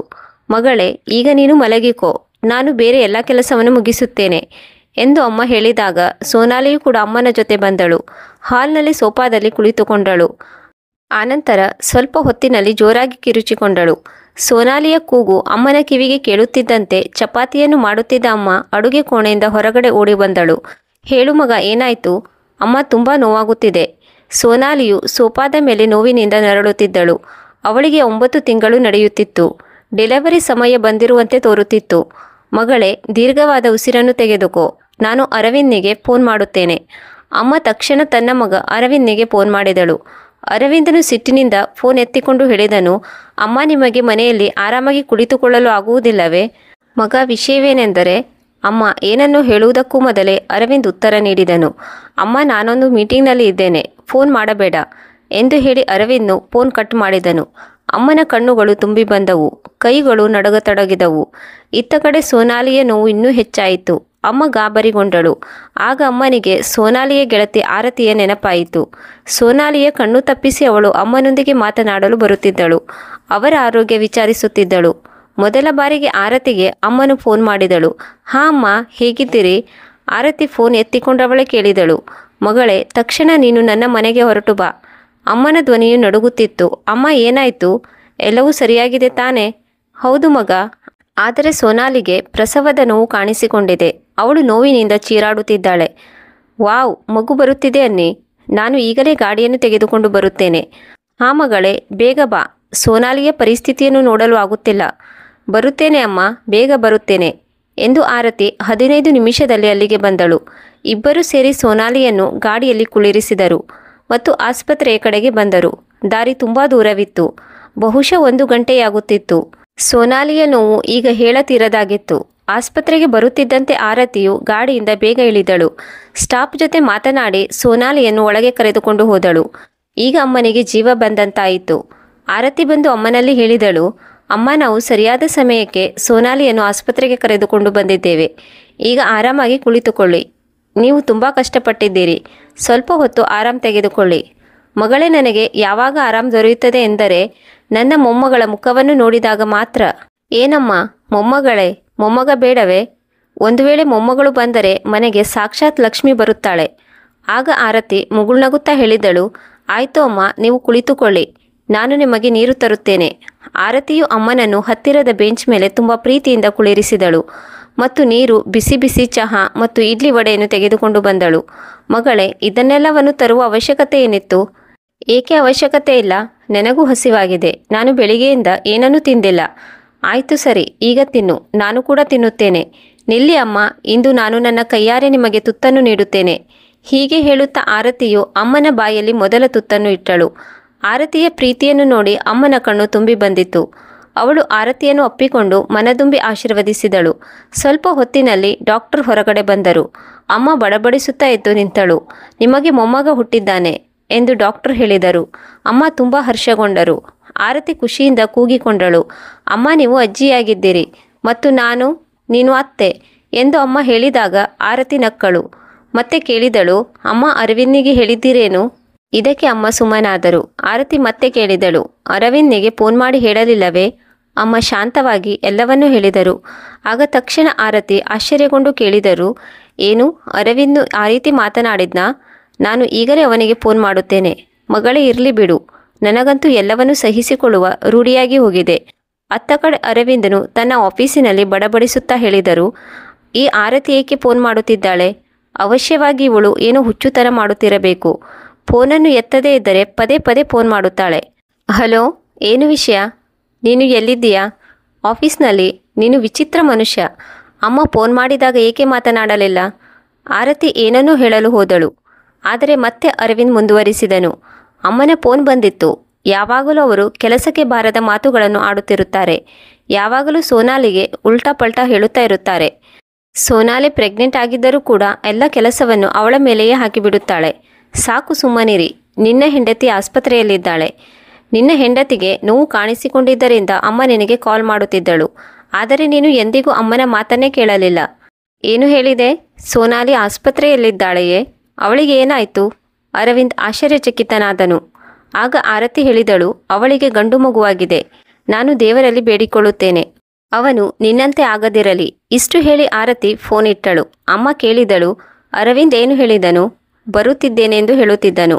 ಎಲ್ಲವೂ ಸುಸೂತ್ರವಾಗಿ ನಡೆಯಿತು. ನಾವು ಅಲ್ಲಿಯವರೆಗೆ ಮಗುವನ್ನು ಹೋಗಿ ನೋಡೋಣವೇ ಎಂದು ಆರತಿ ಖುಷಿಯಿಂದ ಹೇಳಿದಳು. ಆಯಿತು ಮಗಳೇ, ನಾವು ನೋಡಲು ಹೋಗೋಣ. ಸೋನಾಲಿಗೆ ಈಗಲೂ ಪ್ರಜ್ಞೆ ಬಂದಿರಲಿಲ್ಲ. ಮತ್ತೊಂದು ಕಡೆ ಮಗುವನ್ನು ಮಲಗಿಸಲಾಗಿತ್ತು. ಮಗುವನ್ನು ನೋಡಿ ಅಮ್ಮ ಖುಷಿಯಿಂದ ಕುಣಿದಾಡಿದಳು. ಅಮ್ಮನು ಆ ಮಗುವನ್ನು ಎತ್ತಿಕೊಳ್ಳಲು ಕೈ ಮುಂದೆ ಚಾಚಿದಳು. ಆ ಕ್ಷಣ ಅರವಿಂದ್ ಒಳಗಡೆ ಬಂದನು. ತಕ್ಷಣ ಮಗುವನ್ನು ಮಡಿಲಲ್ಲಿ ಎತ್ತಿಕೊಂಡನು. ಅಮ್ಮ ಅರವಿಂದನ್ನು ನೋಡುತ್ತಲೇ ಇದ್ದಳು. ಅರವಿಂದ್, ಅಮ್ಮ ಮಗುವನ್ನು ಎತ್ತಿಕೊಳ್ಳುವವಳಿದ್ದಳು. ನೀನು ಆಕಸ್ಮಿಕವಾಗಿ ಮಗುವನ್ನು ಏಕೆ ಎತ್ತಿಕೊಂಡೆ? ಆರತಿ ಕೇಳಿದಳು. ಈ ಮಗು ನನ್ನದು. ಎಲ್ಲಕ್ಕಿಂತ ಮೊದಲು ನಾನೇ ಮಗುವನ್ನು ಮಡಿಲಲ್ಲಿ ಎತ್ತಿಕೊಳ್ಳುತ್ತೇನೆ. ಅಮ್ಮನ ಕೈ ಕೊಳಕಾಗಿದೆ. ಮಗುವಿಗೆ ಇನ್ಫೆಕ್ಷನ್ ಆದರೆ? ಅರವಿಂದ್, ನೀನು ಇದೆಂತಹ ಮಾತನಾಡುತ್ತಿದ್ದೀಯಾ? ಇವಳು ನಿನ್ನ ಅಮ್ಮ.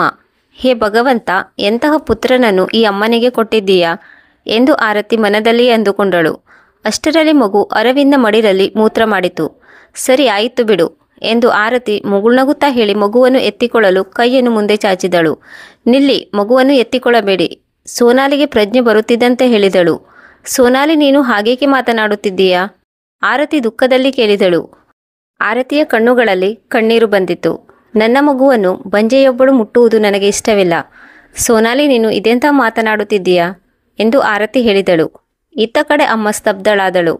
ಹೌದು, ನಿನ್ನ ಮದುವೆಯಾಗಿ 8 ವರ್ಷವಾದರೂ ನಿನಗೆ ಮಗುವಾಗಿಲ್ಲ. ಆದ್ದರಿಂದ ನೀನು ನನ್ನ ಮಗುವಿನಿಂದ ದೂರವಿರು. ಸೋನಾಲಿಯ ಇಂಥ ಮಾತನ್ನು ಕೇಳಿ ಭಾರತೀಯ ಹೃದಯ ಒಡೆದು ಚೂರಾಯಿತು. ಅಲ್ಲಿಂದ ಅಳುತ್ತಾ ಓಡೋಡಿ ಹೋದಳು. ಸೋನಾಲಿಯ ಮಾತನ್ನು ಕೇಳಿ ಅಮ್ಮನು ಕೂಡ ಯಾರಿಗೂ ತಿಳಿಯದ ಹಾಗೆ ಅಳತೊಡಗಿದಳು. ಅವರ ಮನಸ್ಸು ಸಾವಿರ ಚೂರುಗಳಾಗಿ ಒಡೆದು ಹೋಯಿತು. ಯಾವ ಮಗುವಿಗಾಗಿ ಅಮ್ಮನು ಎಲ್ಲವನ್ನೂ ಸಹಿಸಿಕೊಂಡಿದ್ದಳೋ ಅವಳು ಕೂಡ ಇಂದು ಅದೇ ಮಗುವನ್ನು ಮುಟ್ಟಲು ಅವಕಾಶವಿರಲಿಲ್ಲ. ಅರವಿಂದ್, ಸೋನಾಲಿ ಇಬ್ಬರು ಮಗುವನ್ನು ಮುದ್ದು ಮಾಡುವುದರಲ್ಲಿ ಮಗ್ನರಾದರು. ಅವರಿಗೆ ಅಮ್ಮನ ದುಃಖವಾಗಲಿ ಆರತಿಯ ಕಣ್ಣೀರಾಗಲಿ ಕಾಣಿಸಲಿಲ್ಲ. ಸ್ವಲ್ಪ ಹೊತ್ತಿನ ನಂತರ ಸೋನಾಲಿಗೆ ಆಸ್ಪತ್ರೆಯಿಂದ ಡಿಸ್ಚಾರ್ಜ್ ಮಾಡಲಾಯಿತು. ಅರವಿಂದ್ ಅವಳನ್ನು ಮನೆಗೆ ಕರೆದುಕೊಂಡು ಬಂದನು. ಮತ್ತೊಂದು ಕಡೆ ಮಗನಿಂದ ಇಂತಹ ಅಪಮಾನವನ್ನು ಎದುರಿಸಿದ ಮೇಲೂ ಅಮ್ಮನಿಗೆ ಮಗನ ಮೇಲೆ ಯಾವುದೇ ದೂರಿರಲಿಲ್ಲ. ಅವಳ ಮನಸ್ಸು ಎಷ್ಟೊಂದು ದೊಡ್ಡದಾಗಿತ್ತು. ಕೇವಲ ಒಬ್ಬಳು ಅಮ್ಮ ಮಾತ್ರ ಇಷ್ಟೊಂದು ದೊಡ್ಡ ಮನಸ್ಸು ಇಟ್ಟುಕೊಳ್ಳಲು ಸಾಧ್ಯ. ಅವರು ದೂರದಿಂದಲೇ ಮಗುವನ್ನು ನೋಡಿ ಕಣ್ತುಂಬಿಸಿಕೊಂಡರು. ಅಮ್ಮ ಕೈ ಜೋಡಿಸಿ ಆಶೀರ್ವಾದ ನೀಡಿದಳು. ಮಗ, ಸುಖವಾಗಿರು. ಭಗವಂತನು ಯಾವಾಗಲೂ ನಿನ್ನನ್ನು ಖುಷಿಯಾಗಿಡಲಿ. ಮಗುವೇ, ನನ್ನನ್ನು ಕ್ಷಮಿಸಿಬಿಡು. ನಾನು ನಿನ್ನನ್ನು ಮುಟ್ಟಲು ಸಾಧ್ಯವಿಲ್ಲ. ವಯಸ್ಸಾಗಿದೆ ಅಲ್ಲವೇ? ಆದ್ದರಿಂದ ನನ್ನ ಕೈಗಳು ಕೊಳಕಾಗಿರುತ್ತವೆ. ಒಂದು ವೇಳೆ ನನ್ನ ಮಡಿಲಿನಲ್ಲಿ ಎತ್ತಿಕೊಂಡರೆ ನಿನಗೆ ಏನಾದರೂ ಆಗಬಹುದು ಎಂದು ಹೇಳುತ್ತಾ ಅಮ್ಮ ಅಳತೊಡಗಿದಳು. ಸುಮ್ಮನೆ ಮನೆಯ ಕೆಲಸದಲ್ಲಿ ತೊಡಗಿಸಿಕೊಂಡಳು. ಹೀಗೆ ಸಮಯ ಕಳೆಯತೊಡಗಿತು. ಇಂದು ಮಗು ಮನೆಗೆ ಬಂದು 1 ತಿಂಗಳಾಗಿತ್ತು. ಆದರೆ ಅಮ್ಮನು ಇಲ್ಲಿಯವರೆಗೆ ಮಗುವನ್ನು ಮಡಿಲಿನಲ್ಲೂ ಕೂಡ ಎತ್ತಿಕೊಂಡಿರಲಿಲ್ಲ. ಒಂದು ದಿನ ಅರವಿಂದ್ ಹೇಳಿದನು, ಅಮ್ಮ, ನಾಳೆ ನಮ್ಮ ಮಗುವಿಗೆ ನಾಮಕರಣವಿದೆ. ಎಲ್ಲ ತಯಾರಿಯನ್ನು ಸರಿಯಾದ ಸಮಯಕ್ಕೆ ಮಾಡಿಬಿಡು. ಯಾವುದೇ ವಸ್ತುವಿನ ಕೊರತೆ ಆಗಬಾರದು. ಅಮ್ಮ ಮುಗುಳ್ನಗುತ್ತಾ ಹೇಳಿದಳು. ಸರಿ ಮಗ, ನೀನೇನು ಚಿಂತೆ ಮಾಡಬೇಡ.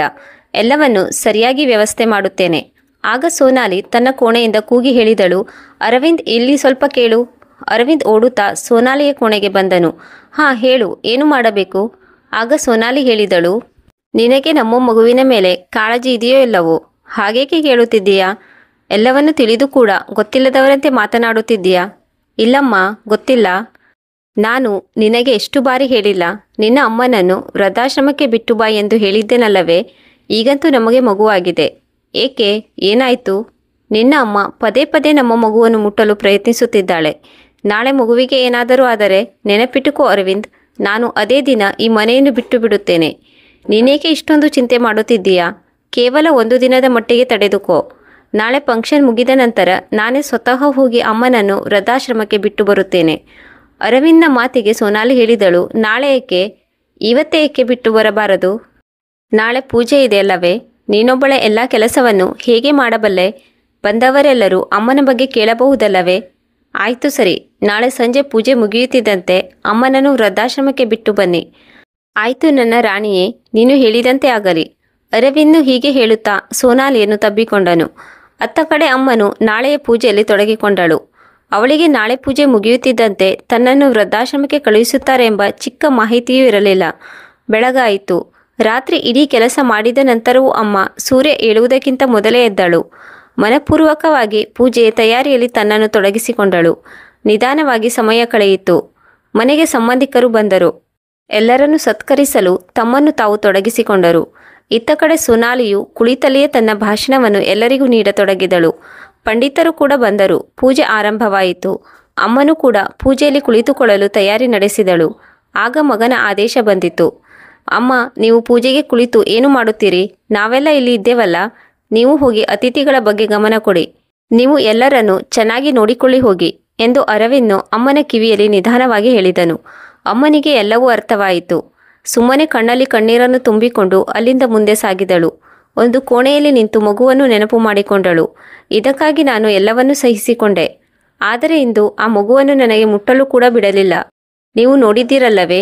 ನಿಮ್ಮ ಮಗ ಎಷ್ಟೊಂದು ದೊಡ್ಡವನಾಗಿದ್ದಾನೆ. ಈಗ ಅವನಿಗೆ ತನ್ನ ಅಮ್ಮನ ಯಾವುದೇ ಅವಶ್ಯಕತೆ ಇಲ್ಲ. ಪ್ರಭು, ಈಗ ನೀವು ನನ್ನನ್ನು ನಿಮ್ಮ ಬಳಿ ಕರೆಸಿಕೊಳ್ಳಿ.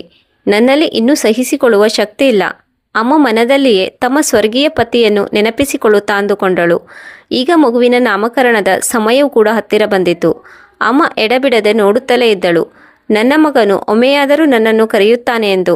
ಆದರೆ ಇದು ಅಮ್ಮನ ಭ್ರಮೆಯಾಗಿತ್ತು. ಅರವಿಂದನು ಮಗುವಿನ ನಾಮಕರಣ ಮುಗಿಸಿದನು.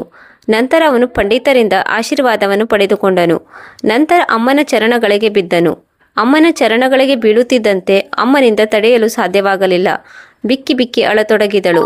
ಆಗ ಅರವಿಂದ್ನು ಹಲ್ಲುಗಿಂಜುತ್ತಾ ಹೇಳಿದನು, ಅಮ್ಮ, ಇದ್ಯಾವ ನಾಟಕ? ನೀವು ಏಕೆ ಅಳುತ್ತಿದ್ದೀರಿ? ಎಲ್ಲರ ಮುಂದೆ ನಾವು ನಿಮ್ಮನ್ನು ಸರಿಯಾಗಿ ನೋಡಿಕೊಳ್ಳುತ್ತಿಲ್ಲ ಎಂದು ತೋರಿಸಲು ಬಯಸುತ್ತಿದ್ದೀಯಾ? ಅಥವಾ ನೀನು ಎಲ್ಲರ ಮುಂದೆ ನಮ್ಮ ಮರ್ಯಾದೆ ತೆಗೆಯಲು ಪ್ರಯತ್ನಿಸುತ್ತಿದ್ದೀಯಾ? ಇಲ್ಲ ಮಗ, ಇಲ್ಲ. ನಾನು ತುಂಬ ಖುಷಿಯಾಗಿದ್ದೇನೆ. ನೀನು ಯಾವಾಗಲೂ ಖುಷಿಯಾಗಿರು. ಅಮ್ಮ ಇಷ್ಟೇ ಹೇಳಿ ತನ್ನ ಕೋಣೆಗೆ ಹೊರಟು ಹೋದಳು. ಸೋನಾಲಿ ಹಿಂದಿನಿಂದ ಹೇಳಿದಳು, ನಾನಂತೂ ನಿನಗೆ ಮೊದಲೇ ಹೇಳಿದ್ದೆ. ಆದರೆ ನೀನು ನನ್ನ ಮಾತನ್ನೇ ಕೇಳುತ್ತಿಲ್ಲ. ಈಗ ನೋಡು, ಎಲ್ಲರ ಮುಂದೆ ನಾಟಕವಾಡುತ್ತಿದ್ದಾಳೆ. ಈಗ ನಿನಗೆ ಗೊತ್ತಾಯ್ತಲ್ಲವೇ ಎಂದು ಸೋನಾಲಿಯು ಸಿಡಿಮಿಡಿಗೊಂಡಳು. ಸೋನಾಲಿ ಮಗುವನ್ನು ಕರೆದುಕೊಂಡು ಕೋಣೆಯೊಳಗೆ ಹೊರಟು ಹೋದಳು. ಈಗ ನಿಧಾನವಾಗಿ ಎಲ್ಲ ಅತಿಥಿಗಳು ಮನೆಯಿಂದ ಹೊರಟು ಹೋದರು. ನಿಧಾನವಾಗಿ ಸಂಜೆಯಾಯಿತು. ಸೋನಾಲಿಯ ಮಾತಿನಂತೆ ಅರವಿಂದ್ ತನ್ನ ಅಮ್ಮನನ್ನು ವೃದ್ಧಾಶ್ರಮಕ್ಕೆ ಬಿಡಲು ಅಮ್ಮನ ಕೋಣೆಗೆ ಬಂದನು. ಅಮ್ಮ ನಿಮ್ಮನ್ನು ಕರೆದುಕೊಂಡು ಎಲ್ಲೋ ಹೋಗಬೇಕು, ನಡೆಯಿರಿ ಎಂದು ಅರವಿಂದ್ನು ಕೋಣೆಯೊಳಗೆ ಪ್ರವೇಶ ಮಾಡುತ್ತಲೇ ಹೇಳಿದನು. ಆದರೆ ಮಗ ಎಲ್ಲಿಗೆ? ಅಮ್ಮ ಆಶ್ಚರ್ಯದಿಂದ ಕೇಳಿದಳು. ಅಮ್ಮನು ಈ ಮನೆಯನ್ನು ತನ್ನ ಒಂದೊಂದು ಬೆವರ ಹನಿಯನ್ನು ಸುರಿಸಿ ಇಟ್ಟಿಗೆಯನ್ನು ಜೋಡಿಸಿ ಕಟ್ಟಿದ್ದಳು. ಆದರೆ ಇಂದು ಅವಳು ಅದೇ ಮನೆಯನ್ನು ತೊರೆಯುತ್ತಿದ್ದಳು. ಅಮ್ಮನು ಈ ವಿಷಯ ಅರಿಯದಿದ್ದರೂ ಅವಳ ಮನಸ್ಸಿಗೆ ಎಲ್ಲವೂ ಅರ್ಥವಾಗಿತ್ತು. ತನ್ನ ಮಗನ ತೀಕ್ಷ್ಣವಾದ ಕಣ್ಣುಗಳು, ಮುಖ ಎಲ್ಲವನ್ನೂ ಒಬ್ಬಳು ಅಮ್ಮ ಅರಿಯಬಲ್ಲವಳಾಗಿದ್ದಳು. ಯಾವ ಪ್ರಶ್ನೆಯನ್ನು ಕೇಳದೆ ಅವಳು ಸುಮ್ಮನೆ ಮನೆಯಿಂದ ಹೊರಟು ಬಂದಳು. ಹೊರಗಡೆ ಇದ್ದ ಗಾಡಿಯಲ್ಲಿ ಕುಳಿತುಕೊಂಡಳು. ಮತ್ತೆ ದಾರಿಯಲ್ಲಿ ಭಗವಂತನಲ್ಲಿ ಪ್ರಾರ್ಥಿಸತೊಡಗಿದಳು. ಭಗವಂತ, ನಿನ್ನಲ್ಲಿ ಕೇವಲ ಒಂದೇ ಒಂದು ವಿನಂತಿ ಏನೆಂದರೆ, ನಾನು ಯೋಚಿಸುತ್ತಿರುವುದು ತಪ್ಪು ಎಂದು ನೀನು ಇಂದು ಸಾಬೀತುಪಡಿಸು. ಬಹುಶಃ ನನ್ನ ಮಗ ನನ್ನನ್ನು ಬೇರೆಲ್ಲಿಗೂ ಕರೆದುಕೊಂಡು ಹೋಗುತ್ತಿದ್ದಾನೆಂದು ಸಾಬೀತುಪಡಿಸು. ಆದರೆ ಸಮಯವು ಅದೇ ಕ್ಷಣದಲ್ಲಿ ಸಾಬೀತುಪಡಿಸಿತು. ಅರವಿಂದ ಗಾಡಿಯು ವೃದ್ಧಾಶ್ರಮದ ಗೇಟಿನ ಬಳಿ ಬಂದು ನಿಂತಿತ್ತು. ಎದುರಿಗಿರುವ ಬೋರ್ಡನ್ನು ನೋಡಿ ಅಮ್ಮನ ಹೃದಯ ಒಡೆದು ಹೋಯಿತು. ಅರವಿಂದ್ನು ಅಮ್ಮನ ಬ್ಯಾಗನ್ನು ಎತ್ತಿ ಒಳಗಡೆ ಇಟ್ಟನು. ಅಮ್ಮ, ನೀವು ನನ್ನ ಬಗ್ಗೆ ತಪ್ಪು ತಿಳಿದುಕೊಳ್ಳಬೇಡಿ. ಮನೆಯಲ್ಲಿ ನಿಮ್ಮನ್ನು ಚೆನ್ನಾಗಿ ನೋಡಿಕೊಳ್ಳಲು ಸಾಧ್ಯವಾಗುತ್ತಿರಲಿಲ್ಲ. ಆದ್ದರಿಂದ ನಾನು ಯೋಚಿಸಿದೆ, ಇಲ್ಲಿ ನಿಮಗೆ ಒಳ್ಳೆಯ ವಾತಾವರಣ ದೊರೆಯಬಹುದು, ಇಲ್ಲಿ ನಿಮಗೆ ಒಳ್ಳೆಯ ಸೌಲಭ್ಯ ದೊರೆಯಬಹುದು ಎಂದು ಅಂದುಕೊಂಡೆ. ನಾವು ಕೂಡ ನಿಶ್ಚಿಂತೆಯಿಂದ ಇರಲು ಸಾಧ್ಯ. ಇಲ್ಲಿ ನಿಮ್ಮ ವಯಸ್ಸಿನ ತುಂಬ ಜನ ಇರುತ್ತಾರೆ. ನಿಮ್ಮ ಮನಸ್ಸು ಕೂಡ ಇದರಿಂದ ಹಗುರವಾಗುತ್ತದೆ. ಅರವಿಂದ್ನು ಅಮ್ಮನ ಕಾಲಿಗೆ ನಮಸ್ಕರಿಸಿ ಹೊರಗಡೆ ಬಂದನು. ಅಮ್ಮನು ನಡುಗುವ ಕೈಗಳಿಂದ ಮಗನಿಗೆ ಆಶೀರ್ವಾದ ಮಾಡಿದಳು. ಅರವಿಂದ್ನ ಕಣ್ಣುಗಳು ತುಂಬಿ ಬಂದವು. ಆದರೆ ಅವನು ಹಿಂತಿರುಗಿ ನೋಡದೆ ಹೊರಟು ಹೋದನು. ಸಮಯ ಹೀಗೆ ಕಳೆಯಿತು. ಸೋನಾಲಿಯು ತುಂಬ ಹಠವಾದಿ ಹಾಗೂ ಕಠೋರವಾಗುತ್ತಾ ಸಾಗಿದಳು. ಅರವಿಂದ್ ಈಗ ತುಂಬ ಚಿಂತೆಗೊಳಗಾದನು. ದಿನ ಕಳೆದಂತೆ ಸೋನಾಲಿಯ ವ್ಯವಹಾರವು ಬದಲಾಗುತ್ತಾ ಸಾಗಿತ್ತು. ಈಗ ಮನೆಯ ಕೆಲಸವನ್ನು ಕೂಡ ಅರವಿಂದೇ ಮಾಡಬೇಕಾಯಿತು. ಅರವಿಂದನಿಗೆ ಅಮ್ಮನ ನೆನಪಾಗತೊಡಗಿತು. ಅರವಿಂದನು ಒಂದು ನಿರ್ಧಾರಕ್ಕೆ ಬಂದನು. ಈಗ ಅವನು ಅಮ್ಮನನ್ನು ವೃದ್ಧಾಶ್ರಮದಿಂದ ಕರೆದುಕೊಂಡು ಬರುವ ತೀರ್ಮಾನವನ್ನು ತೆಗೆದುಕೊಂಡನು. ಸೋನಾಲಿಗೆ ಹೇಳದೆ ವೃದ್ಧಾಶ್ರಮದ ಕಡೆಗೆ ಹೊರಟು ಬಂದನು. ಮನದಲ್ಲಿ ತುಂಬ ಕನಸುಗಳಿದ್ದವು. ಅಮ್ಮ ಬಂದಾಗ ನಾನು ಅವಳನ್ನು ಅಪ್ಪಿಕೊಳ್ಳಬೇಕು, ಅವಳ ಕಾಲನ್ನು ಒತ್ತಬೇಕು, ನನ್ನ ಮಗುವನ್ನು ಅವಳ ಮಡಿಲಿಗೆ ಹಾಕಬೇಕು, ಅವಳ ಪ್ರತಿಯೊಂದು ಕನಸನ್ನು ಪೂರ್ಣಗೊಳಿಸುತ್ತೇನೆ ಎಂದು ಸಾವಿರಾರು ಭಾವಗಳು ಅವನ ಮನದಲ್ಲಿ ಮೂಡಿದವು. ವೃದ್ಧಾಶ್ರಮಕ್ಕೆ ಬಂದು ತಲುಪುತ್ತಿದ್ದಂತೆ ಒಳಗಡೆ ಬಂದು ತನ್ನ ಅಮ್ಮನನ್ನು ಹುಡುಕತೊಡಗಿದನು. ಏನಾಯಿತು ಮಗ, ಯಾರನ್ನು ಹುಡುಕುತ್ತಿದ್ದೀಯಾ? ಒಬ್ಬಳು ವೃದ್ಧ ಕೇಳಿದಳು. ಅಮ್ಮ, ನಾನು ನನ್ನ ಅಮ್ಮನನ್ನು ಹುಡುಕುತ್ತಿದ್ದೇನೆ. ನನ್ನ ಅಮ್ಮನ ಹೆಸರು ಸುಮಿತ್ರಾದೇವಿ. ನೀನು ಅರವಿಂದನೇ? ವೃದ್ಧೆಯು ಆಶ್ಚರ್ಯಚಕಿತನಾಗಿ ಕೇಳಿದಳು. ಹೌದಮ್ಮ, ನಾನು ಅರವಿಂದ್. ನಿಮಗೆ ನನ್ನ ಅಮ್ಮ ಗೊತ್ತೇನು? ಮಗ, ನೀನು ತುಂಬ ತಡ ಮಾಡಿದೆ. ಈಗ ನಿನ್ನ ಅಮ್ಮ ಈ ಪ್ರಪಂಚದಲ್ಲಿ ಇಲ್ಲ. ಏನು? ಅರವಿಂದನು ಬಿಟ್ಟ ಕಣ್ಣು ಬಿಟ್ಟ ಹಾಗೆ ನೋಡತೊಡಗಿದನು. ಮಗ, ನೀನು ಅವಳನ್ನು ಇಲ್ಲಿಗೆ ಬಿಟ್ಟು ಹೋದಾಗ ಅವಳು ತುಂಬ ಅಳುತ್ತಿದ್ದಳು. ಪ್ರತಿದಿನ ನಿನ್ನನ್ನು ಹಾಗೂ ತನ್ನ ಮೊಮ್ಮಗುವನ್ನು ನೆನಪು ಮಾಡಿಕೊಳ್ಳುತ್ತಿದ್ದಳು. ಅವಳ ಒಂದೇ ಒಂದು ಆಸೆ ಏನಾಗಿತ್ತೆಂದರೆ ತನ್ನ ಮೊಮ್ಮಗುವನ್ನು ಮಡಿಲಲ್ಲಿ ಎತ್ತಿಕೊಳ್ಳುವುದಾಗಿತ್ತು. ಇದೆಲ್ಲ ಹೇಗಾಯಿತು? ನೀನು ಯಾವಾಗ ಅವರನ್ನು ಬಿಟ್ಟು ಹೋಗಿದ್ದೀಯೋ ಅಂದಿನಿಂದ ಸರಿಯಾಗಿ 4 ದಿನಗಳ ನಂತರ ಅವರ ದೇಹಾಂತ್ಯವಾಯಿತು. 4 ದಿನಗಳ ನಂತರವೇ? ಅಮ್ಮ, ಇಲ್ಲಮ್ಮ, ನೀವು ನನ್ನನ್ನು ಬಿಟ್ಟು ಹೋಗಲು ಸಾಧ್ಯವಿಲ್ಲ. ಮತ್ತೊಮ್ಮೆ ನಿಮ್ಮ ಕೈ ನೀಡಿ, ಅಮ್ಮ ಮರಳಿ ಬನ್ನಿ ಎಂದು ಅರವಿಂದನು ಅಲ್ಲೇ ಅಳತೊಡಗಿದನು. ವೃದ್ಧೆ ಅವನಿಗೆ ಒಂದು ಸ್ವೆಟರ್ ನೀಡಿದಳು. ಇದನ್ನು ತೆಗೆದುಕೋ ಮಗ. ಈ ಸ್ವೆಟರನ್ನು ತಮ್ಮ ಮೊಮ್ಮಗನಿಗಾಗಿ ತಮ್ಮ ಕೈಯಾರೆ ನೇಯ್ದಿದ್ದರು. ಅರವಿಂದ್ ಸ್ವೆಟರನ್ನು ಕೈಯಲ್ಲಿ ಹಿಡಿದುಕೊಂಡನು. ಅವನ ಮನಸ್ಸು ಚೂರು ಚೂರಾಯಿತು. ಅವನಿಗೆ ತಪ್ಪಿನ ಅರಿವಾಯಿತು. ಆದರೆ ಈಗೇನು ಮಾಡಲು ಸಾಧ್ಯವಿರಲಿಲ್ಲ. ಯಾರು ಹೋಗಬೇಕಿತ್ತೋ ಅವರು ಹೊರಟು ಹೋದರು. ಈಗ ಪಶ್ಚಾತ್ತಾಪ ಪಟ್ಟು ಏನೂ ಪ್ರಯೋಜನವಿರಲಿಲ್ಲ. ಒಂದು ವೇಳೆ ಇದನ್ನು ಕಾಲಕ್ಕೆ ಸರಿಯಾಗಿ ಅರಿತುಕೊಂಡಿದ್ದರೆ ಇಂದು ಅಮ್ಮ ನನ್ನ ಜೊತೆಗಿರುತ್ತಿದ್ದಳು. ಆದರೆ ಸೋನಾಲಿಯ ಮಾತಿಗೆ ಕಟ್ಟುಬಿದ್ದು ಅರವಿಂದ್ ಕೇವಲ ತಪ್ಪು ಮಾಡಿರಲಿಲ್ಲ, ತನ್ನ ಜೀವನದ ಅತಿ ದೊಡ್ಡ ಪಾಪ ಮಾಡಿದ್ದನು. ಬಹುಶಃ ಇಂತಹ ಸಂತಾನವನ್ನು ಪಡೆಯುವುದು ಪುಣ್ಯವಲ್ಲ, ಪಾಪ ಎಂಬಂತೆ ತೋರುತ್ತದೆ. ಬಹುಶಃ ಅಮ್ಮ ಅವನನ್ನು ಕ್ಷಮಿಸಿರಬಹುದು, ಏಕೆಂದರೆ ಅಮ್ಮನ ಹೃದಯ ಯಾವಾಗಲೂ ವಿಶಾಲವಾಗಿರುತ್ತದೆ. ಆದರೆ ಈಶ್ವರನು ಎಂದಿಗೂ ಕ್ಷಮಿಸುವುದಿಲ್ಲ. ನಾವು ಈ ಕಥೆಯಲ್ಲಿ ಇದನ್ನು ಕೂಡ ತಿಳಿದುಕೊಳ್ಳೋಣ. ಆ 3 ಮಂತ್ರಗಳು ಯಾವುವು? ಶ್ರಾವಣ ಮಾಸದಲ್ಲಿ ಅವುಗಳನ್ನು ಜಪಿಸುವುದರಿಂದ ಮುಪ್ಪಿನ ಕಾಲವು ಸುಖವಾಗಿ ಕಳೆಯುತ್ತದೆ. ಮುಪ್ಪಿನ ಕಾಲದಲ್ಲಿ ಶಾಂತಿಯುತ ಸಮೃದ್ಧಿಯ ಜೀವನ ಬೇಕೆಂದರೆ ಶ್ರಾವಣ ಮಾಸದಲ್ಲಿ ಪ್ರತಿದಿನ ಬೆಳಿಗ್ಗೆ ಈ 3 ಮಂತ್ರವನ್ನು ಹೇಳಿ. ಇವು ಪವಿತ್ರ ಮಂತ್ರಗಳಾಗಿವೆ. ಇದು ಪ್ರತಿಯೊಬ್ಬ ವ್ಯಕ್ತಿಗೂ ಜೀವನದ ನಿಜವಾದ ಸತ್ಯವನ್ನು ನೀಡಲು ಸಾಧ್ಯ. ಒಬ್ಬ ವ್ಯಕ್ತಿಯ ಅತಿದೊಡ್ಡ ಆಸೆ ಏನೆಂದು ನಿಮಗೆ ಗೊತ್ತೇನು? ಯೌವನದಲ್ಲಿ ಸಫಲತೆ ಅಥವಾ ಹಣ ಬಯಸುತ್ತಾನೆ. ಆದರೆ ಜೀವನದಲ್ಲಿ ವಯಸ್ಸಾಗುತ್ತಿದ್ದಂತೆ, ಶರೀರವು ಅಶಕ್ತವಾಗುತ್ತಿದ್ದಂತೆ, ಕಣ್ಣಿಗೆ ಮಂಜು ಹಾಗೂ ಹೃದಯದಲ್ಲಿ ಏಕಾಂತ ಮೂಡುತ್ತಿದ್ದಂತೆ ಮನದಲ್ಲಿ ಒಂದೇ ಒಂದು ಮಾತು ಕೇಳಿಬರುತ್ತದೆ: ಜೀವನದಲ್ಲಿ ಸ್ವಲ್ಪ ನೆಮ್ಮದಿ, ಶಾಂತಿ ಮತ್ತು ಆತ್ಮಕ್ಕೆ ತೃಪ್ತಿ ದೊರೆತರೆ ಸಾಕು ಎಂದು ಅನಿಸುತ್ತದೆ. ಆದರೆ ದುಃಖದ ಸಂಗತಿ ಏನೆಂದರೆ ಅವರು ತಮ್ಮ ಯೌವನದಲ್ಲಿ ಎಲ್ಲರಿಗಾಗಿ ಬದುಕಿರುತ್ತಾರೆ. ಆದರೀಗ ಸ್ವತಃ ತಮಗಾಗಿ ಒಂದು ಕ್ಷಣವೂ ನೆಮ್ಮದಿಯಿಂದ ಇರಲು ಸಾಧ್ಯವಾಗುವುದಿಲ್ಲ. ಶ್ರಾವಣ ಮಾಸದಲ್ಲಿ ಪ್ರತಿದಿನ ಬೆಳಿಗ್ಗೆ ಬ್ರಹ್ಮ ಮುಹೂರ್ತದ ಸಮಯದಲ್ಲಿ ಒಂದು ದಿವ್ಯತೆ ಹರಡುತ್ತದೆ. ಈ ಸಮಯದಲ್ಲಿ ಸೃಷ್ಟಿಯು ಶಾಂತ ರೂಪವನ್ನು ಧರಿಸುತ್ತದೆ. ಒಂದು ವೇಳೆ ಈ ಸಮಯದಲ್ಲಿ ನಾವು ಪವಿತ್ರ ಮಂತ್ರಗಳನ್ನು ಉಚ್ಚರಿಸಿದರೆ ಇದರಿಂದ ಕೇವಲ ನಮ್ಮ ಕರ್ಮದ ದೋಷವು ದೂರವಾಗುವುದಲ್ಲದೆ ಮನ, ಮಸ್ತಿಷ್ಕ ಹಾಗೂ ಆತ್ಮಗಳಿಗೆ ಒಂದು ಹೊಸ ಬೆಳಕು ಮೂಡುತ್ತದೆ. ಶ್ರಾವಣ ಮಾಸದ ಪ್ರತಿದಿನ ಪ್ರಾತಃ ಕಾಲದಲ್ಲಿ ಹೇಳುವ ಈ 3 ಮಂತ್ರಗಳನ್ನು ಜಪಿಸಿದರೆ ಇದರಿಂದ ಕೇವಲ ಮುಪ್ಪಿನ ಕಾಲದ ಪೀಡೆಗಳು ತೊಲಗುವುದು ಮಾತ್ರವಲ್ಲದೆ ಬದಲಾಗಿ ಜೀವನದಲ್ಲಿ ಒಂದು ದಿವ್ಯ ಸಂತುಲನವು ಸ್ಥಾಪಿತವಾಗುವುದು. ಇದರಿಂದಾಗಿ ನಮಗೆ ಆಸ್ತಿ ಅಂತಸ್ತಿನಿಂದಾಗಲಿ ನಮ್ಮ ಸಂತಾನದಿಂದಾಗಲಿ ದೊರೆಯದೇ ಇರುವ ಆ ದಿವ್ಯವಾದ ಶಾಂತಿ ದೊರೆಯುತ್ತದೆ. ಆ ಮೊದಲ ಮಂತ್ರ ಏನೆಂದರೆ ಓಂ ನಮಃ ಶಿವಾಯ. ಈ ಪಂಚಾಕ್ಷರಿ ಮಂತ್ರದ ಉಚ್ಚಾರಣೆಯನ್ನು ನೀವು ಬ್ರಹ್ಮ ಮುಹೂರ್ತದಲ್ಲಿ ನೀವು ಕಣ್ಣು ಮುಚ್ಚಿ ಶಿವನ ಮೂರ್ತಿಯ ಮುಂದೆ ಅಥವಾ ಕಣ್ಣು ಮುಚ್ಚಿ ಶಿವನ ಧ್ಯಾನ ಮಾಡುತ್ತಾ ಹೇಳಿದರೆ ಈ ಮಂತ್ರವು ನಿಮ್ಮೊಳಗಿನ ಭಯ, ಚಿಂತೆ, ಹೀನತೆ, ನಿಮ್ಮೊಳಗಿನ ಅಪಮಾನವನ್ನು ತೊಳೆದು ಹಾಕುತ್ತದೆ. ಈ ಮಂತ್ರವು ಶಿವನಂತೆ ನಿಮಗೆ ವೈರಾಗ್ಯವನ್ನು ಮೂಡಿಸುತ್ತದೆ, ಅಂದರೆ ಜೀವನದ ದುಃಖದಿಂದ ಮೇಲೇಳುವ ಶಕ್ತಿಯನ್ನು ನೀಡುತ್ತದೆ. ಮುಪ್ಪಿನ ಕಾಲದಲ್ಲಿ ಎಲ್ಲಕ್ಕಿಂತ ಹೆಚ್ಚಿನ ರೋಗವೇನೆಂದರೆ ಅದು ಅಪೇಕ್ಷೆ. ಮಕ್ಕಳು ನನ್ನ ಬಗ್ಗೆ ಏಕೆ ಚಿಂತೆ ಮಾಡುವುದಿಲ್ಲ? ಸೊಸೆಯು ಏಕೆ ನನ್ನನ್ನು ಆಧರಿಸುವುದಿಲ್ಲ? ನನಗಾಗಿ ಯಾರು ಏಕೆ ಯೋಚಿಸುವುದಿಲ್ಲ? ಆದರೆ ನೀವು ಪ್ರತಿದಿನ ಬೆಳಿಗ್ಗೆ ಓಂ ನಮಃ ಶಿವಾಯ ಮಂತ್ರದ ಜಪವನ್ನು ಮಾಡಿದರೆ ನಿಮ್ಮೊಳಗಿನ ಶಕ್ತಿ ಜಾಗೃತವಾಗುತ್ತದೆ. ನೀವು ಎಲ್ಲವೂ ಇದ್ದು ನಿರ್ಲಿಪ್ತರಾಗಿರುತ್ತೀರಿ. ಆನಂತರ ನಿಮ್ಮ ಆತ್ಮಬಲವು ಹೆಚ್ಚಾಗುತ್ತದೆ. ನಿಮ್ಮ ಹೃದಯದಲ್ಲಿ ಸಂತೋಷದ ಗಂಗೆಯೇ ಹರಿಯುತ್ತಾಳೆ. ಜೀವನದ ಭಾರವು ಹಗುರವಾಗುತ್ತದೆ.